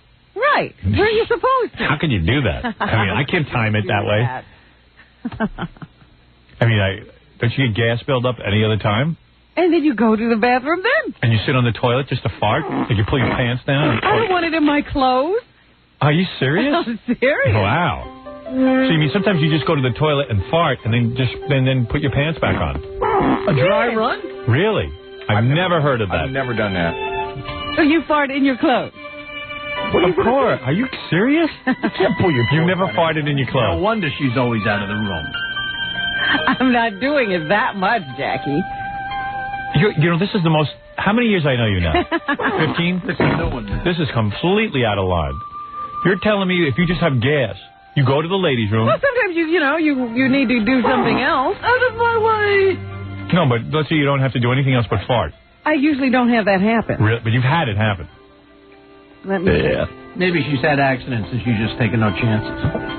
No, I think she's an adult. She can control her bowel. I'm not like you, Jackie. I have control. Yeah, I thought I just had gas and then I made a big... I have control. Big lump in my pants. We're all witness to the fact that you have lost control. Big mess in my pants. I thought it was just gas. Like a swamp. Really? You're telling me that sometimes you just go sit on the toilet and have gas? Yes. Wow. Never heard of that. Well, Never heard of anytime that. something needs to come out, I go. Anytime. I don't know that it's always gonna be just You can't tell when it's going to be gas and when it's going to be a duty? Who would want to take that chance? That's what I just said. Wow. I know the difference. I know when I'm just going to fart. Usually.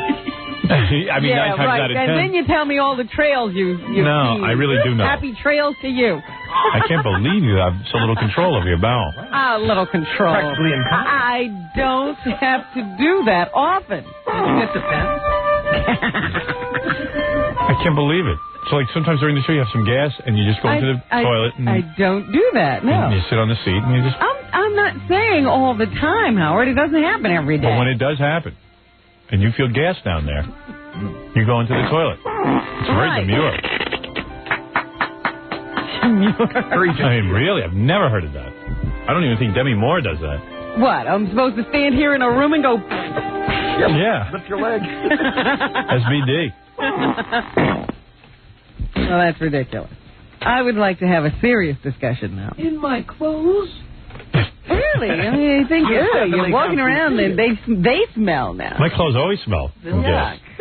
Last night I got into bed, I was wearing sweatpants, and like my sweatpants smell like a fart. That's disgusting. I had to take them off and like change sweatpants. Yes, well, that's what I'm saying. Yeah. I have a major buildup by my butt. It's like a sieve. Yeah. Oh. Like the pants start to smell and the underpants. And sometimes I'm sitting on the toilet. Don't they start to wear faster than the rest of your clothes? Sometimes I'm sitting on the toilet and I just have to, urinate. And I'm sitting there. And you know what I do? This is really embarrassing. I smell my underpants. I love to smell that crotch part of my underpants. You know, like where my bottom is. Why? I love the smell of it. You're all alone. It's got all the gas smells in it from the day. Love it. Love the smell of myself. That is sick. Yep, I do that. That's about as sick as watching those stupid movies. Yeah. You never did that, Jack. You ever sit on the bowl and like just smell your Smell underpants? your underwear? I do. I hate to Fred, do admit you it. ever do that? I can't bend over that. No, you lift your underpants up. You like lift it up to your face. Do you take them off? No, they're like wrapped around your thighs, you know, because you're down. You're sitting on the bowl. I do that all the time. In fact, even like sitting here, I can like put my, I can like kind of. What are you sniffing now? It doesn't smell. He's got his leg up. Oh, you're a dog. You're a dog. Oh, you're not. He's very close to animals. I love it. He happens to be an animal who can talk. I smell great. I mean, my smells. You should get into it. Why? If nobody finds that appealing, why should they start trying? Ralph has learned to love it. Did your wife ever catch you sniffing your underwear? Ralph sniffs your underwear? No. He would. I do it like sometimes I'm sitting in the can and I smell the underwear. That's the only place. And then sometimes at night when I take it off before my shower, I like to smell it. Just to see how much progress you made. Yeah, just to see what's going on. Like chloroform. It's like a health thing. How am I doing?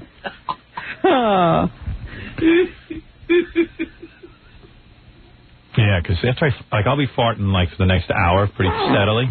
Like during the rest of your news, I'll be passing wind constantly. Good, it's nice for me to know. And then my underwear will get this really cool smell. Do we keep hearing him? Have you been, during this discussion, I mean, no. Fred's playing. No, he's Fred's playing. But Fred, don't play anymore, because here comes the real one. You've been doing them, too. No, I haven't. Here comes the real one. See, but I know there's not going to be a problem in my pants for that. But no, who does that? Everyone. No, Here, listen to this. Listen to this. I can keep going. You know what? There's nothing there's nothing that could come out of me right now. Oh. Now, there's the way to lose weight if you went to the bathroom every time you had to fart, Howard. You're a genius. If anybody ever makes fun of you again, Jackie, I'll stick up for you. You're brilliant. That's the way to lose. Could I have my serious discussion? Yeah, go ahead. This silliness. You all suck! But if I get gas, I'm going to let it out in the middle of the serious discussion. All right, I hope you can. All right. Hope you can. Well, here's good luck to you. Did you know that one child an hour is getting AIDS? Yes, I knew that. Jackie obviously knew it. Do you think about this as a father of daughters who are about to enter adolescence? Oh, I thought you meant like, I thought you meant like one baby. No. I'm talking about teenagers. Say the statistic again? One child an hour. Wow. I just said, that movie Kids puts it all into perspective. Yeah. But, you know, I know this. You read a statistic on the air the other day that was even more frightening. Well, that's pretty frightening. That is very frightening. And the thing is that these kids apparently don't know that they're capable of getting AIDS. Yeah. I better go home and talk to my kids. They're running around having unprotected sex, not knowing they're at risk. I better go home and tell my wife to have a discussion with the kids. And there's a big argument as to whether there should be sex education, HIV education in the schools, et cetera, et cetera, et cetera. There should be. So that kids can be warned. They don't know whether to teach condom use or abstinence. Everybody's arguing. And, you know, they've now had some of these kids who have contracted AIDS come out and say, look, you know, while you adults are arguing about whether kids should know about condoms, kids are dying. This is from heterosexual sex. Yeah. Yeah. Yeah, I know it's really freaky because I know like these 12-year-olds, not like mine, but, these other ones. Oh, I mean, not the ones that I personally know, but I read statistics where 12-year-old girls are like already performing oral sex. Mm. And I'm like, hey, when I was 12, I didn't get any oral sex. Yeah, where was that line? You didn't know to stand it. I almost got some from another guy, but that was it. But do you ever think about that? When will your daughters become sexually active? Never. I never think about it. You don't think about it? No, I'll let my wife handle that. That's one for a woman. I'm not up to it. Oh, that's so painful. You have nothing to contribute to the conversation. That's my biggest nightmare, man. Are these guys getting into my life? Forget about AIDS. Just them coming over and visiting. Forget AIDS. You got worse problems. Yeah, I got bigger problems. They're going to sit there and, report back to their parents on what Howard Stern did. It's just too much. Do me a favor. Go on to another story. See, I told you. You didn't pass gas once while we were talking about that, did you? No. See, I know you couldn't. That worked. I know how to stop you. Oh. Meanwhile, Queen Latifah. She pleaded guilty to carrying a loaded gun in her car. A couple of months ago, she was stopped by some police, and they found this .38 caliber pistol in the car. She was speeding around Los Angeles at the time she was stopped. So a judge fined her $810 and said she has to donate $2,500 to a Boys and Girls Club. She'll also be on probation for 2 years. I think there's also a pending marijuana rap. So she's probably going to be back in court again. Yeah, she's lucky she's famous. In New York State, you get caught with a gun in your car, Mm-hmm. you get mandatory year. Really? Yeah. I didn't know that. That's why the laws are so weird. I mean, Heidi Fleiss is going to prison and the Mayflower Madam's running around selling books. It's just not right. It's not fair. It's not. There's no equality of justice. Well, I've been screaming about that for quite some time. It's nice that you're finally getting on the bandwagon. You sound like Ralph now.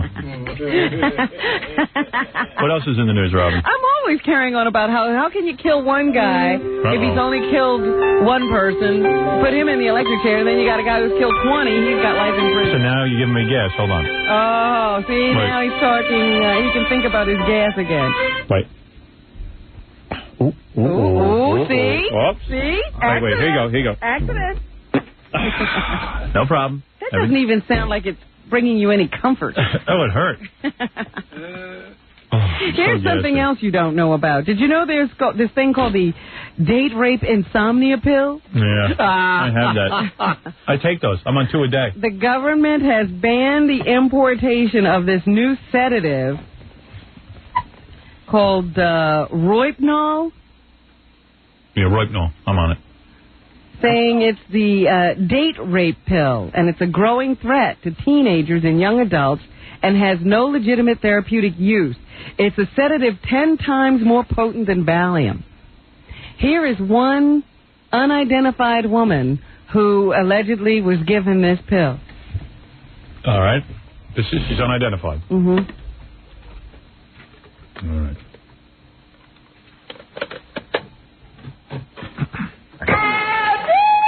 Oh, stop that. There it is. Want to hear it again? That is not her. She's having a good time, though. I guess. Oh. You wanted to hear every one. I didn't. Jackie did. All right, here's the woman, for real. Hold on. Broke the equipment. Reeks over here. Come here and smell this room. Once he handed me mine and I drank it, I don't remember anything else other than waking up, and I tried to push him off of me, but I couldn't. Yeah, it's like those dentists give you those knockout drops and then they molest you and stuff. It's probably like as strong as that. Yeah, well, that's what's happening, and apparently a lot of women are being assaulted after they're given drinks laced with this stuff. All we had was Quaaludes when we were young, and that didn't hardly knock out a woman. Oh, please. But it got them horny. That sounds like rape. It is rape. Yeah. You got to get a person's permission to have sex with them. No, you don't. So now they're banning... No means yes. Right. The pills are manufactured overseas. I recognize that woman's voice. In about 60 nations for insomnia, but here in the United States, they're just putting them on the black market, and kids are getting them and doping up their dates and having a fun time with them. You don't recognize that woman's voice? No. Listen again. Once he handed me mine and I drank it. It's Jackie's wife, Nancy Sirianni Martin. I don't remember anything else other than waking up and... You don't recognize that? Of course that's her. Jackie gave her that. Courtship. And then she went out on the lawn with a black guy. Oh, all right. Sherman Helmsley is very happy. Remember that movie he did called Ghost Fever? One of the greatest movies ever made. I never heard of it. What is it? Oh, yeah. What is that? Well, they say it died at the box office, but it's made money in video. What, Ghost Fever? I guess, yes. And he just sued the guys who produced and distributed the film, I guess, because they weren't paying him any money. He knew the film had made money. Wow. And they weren't paying him, claiming not to have made any. So he went to court, and he just won $2.8 million. Good for him. That's his share of the profit so far that he claimed the distributors had cheated him out of. So he's going to get his money. How could 2 little potatoes cause that much gas? I don't know. You have a special kind of butt or something. Got a bad system. Now, what would you do with a problem like this? Now, this is happening, I think, somewhere in Akron, Ohio. Ghost Fever made money, but Coming to America didn't. Isn't that amazing? Listen to this. This is happening in a neighborhood. There is a retarded gentleman who lives in this neighborhood. He has the mental capacity of, let's say, a Ralph. Kid of about 3 to 5 years old. Yep. A few years ago, when he was graduating from high school, he got a huge ovation when he walked up on the stage to get his diploma. And, they videotaped it, and he got such a charge out of, that kind of recognition that ever since, his biggest excitement and the most fun he can have at any time is to go out on the street in front of his house and wave to people and have them honk their horns. He graduated high school? Yeah. High school means something now. So, for 5 or 6 years now, for a couple of hours in the morning and a couple of hours in the afternoon, they say, he goes out on the front lawn and he waves. Isn't that what George Hamilton does all day? It's pretty similar. Oh, that's right. He makes phone calls for an hour. And people honk their horns to say hello to him. Well, now some of the neighbors are complaining. Because they say they can't get any rest. You can't blame the neighbors. When this guy's out there getting his jolly. I know everyone's saying, oh, come on, the guy's a poor retarded guy. It's just one thing in life. But, man, it's a real pain in the ass for the neighbors. It really is. I feel bad for the neighbors, I am sorry. But the kid join a program or something. What program? This program. Can you imagine this is the only thing that brings him joy? Can't they just wave back? Do they have to honk horns? Well, that's, the mother of this guy says she wishes they'd stop and actually come visit him and take him for some ice cream or something. Take him away. But she says, people just don't have that kind of time, so they honk and they drive on. Right. And where is he? This is in Akron, Ohio. Let's go out there. And honk as we go by. That'd be great. Hey, we have listeners out in Akron. Can you guys go by and interview the guy and stuff and honk your horn? Oh, dear. Give us a call. Stop and talk to him and put him on tape. If you got a car phone, can you hook us up? It's more than 5 years. He's been doing this for 12 years. People have been living it's a tradition. And he just has a good time out there on the front lawn getting people to honk their horns at him. And now the whole neighborhood is taking sides. I am Tommy. I'd just like to know what high school he graduated from. I can tell you what high school. Imagine you bust your balls to graduate high school and then, He graduated Norton High School in 1989. Norton. Anything else in the news, Robin? Yes, finally, a man posing as a police officer has molested at least 2 girls in Santa Rosa. They call him the Lover's Lane Molester because what he does is he goes and finds kids making out in a car, and then he comes up to the, parked car. Oh, like in Dead Man Walking. And he claims that he has to check them for drugs. Right. I have to check. My job is to check you for drugs. I want to see if you have any. And he makes the girls bare their breasts to prove that they're not carrying drugs, I guess, in their bra. That's a pretty good scam. They say he acts like a cop, but he's not a cop. I'm gonna have to search your breasts for drugs. And then I'll need to check you for time of the month. Hold on, I have more gas. Oh dear. There's a lot of scams like that. There's no, this guy, he just wants to look. There's no reports that he touched the girls. He just bare the breast, no drugs, and then I guess he lets them go. Like I told you when I was in summer camp, I used to write letters to companies and ask for candy. Well, I just complained about the product. Right. Say I got a box of Chuckles and there were no black ones. And this guy wrote a Spy magazine did this. They wrote letters to different companies. To see what stuff they get back. This guy writes a letter to Campbell's Soup and says, I want to complain about your alphabet soup because every time I was eating it and it spelled out dirty words. And they sent them a whole bunch of junk. How could they fall for that one? They did. What is it, Jackie? Nothing. What, the smell? It's finally caught up here. Oh. I thought my butt hairs would cut down on the smell. And filter it out. Just imagine that stench is going into the clothes, too. Yeah, it's in my underpants, but I'll be smelling that later. It's got to be so bad over there for it to make it over here. I love it. Learn to love it. Learn to love it. Ralph loves it. Of course he does.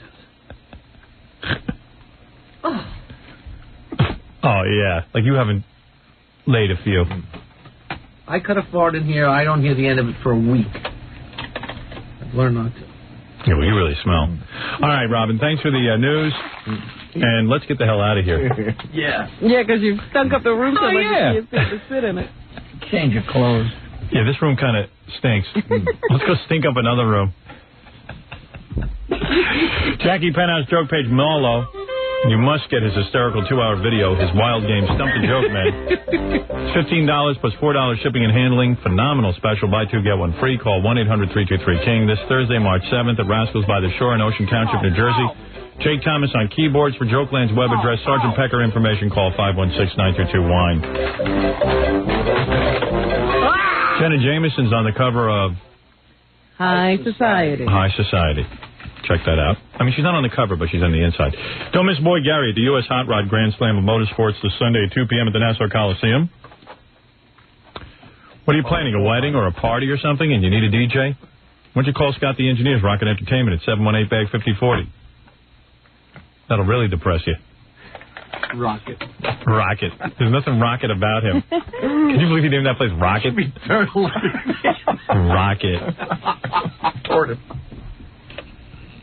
All right, we'll see you later. Oh, I didn't tell you that Sean Lennon and Yoko Ono are going to be at the Knitting Factory tonight. Yeah, I'm going to try and get over there. Yeah. What is that? Sean has his own band, of course, and Yoko has this new album out, and she used Sean's band to back her on the album, so they'll be performing at the Knitting Factory. I'm pretty sure Sean got Yoko's musical talent. Too bad.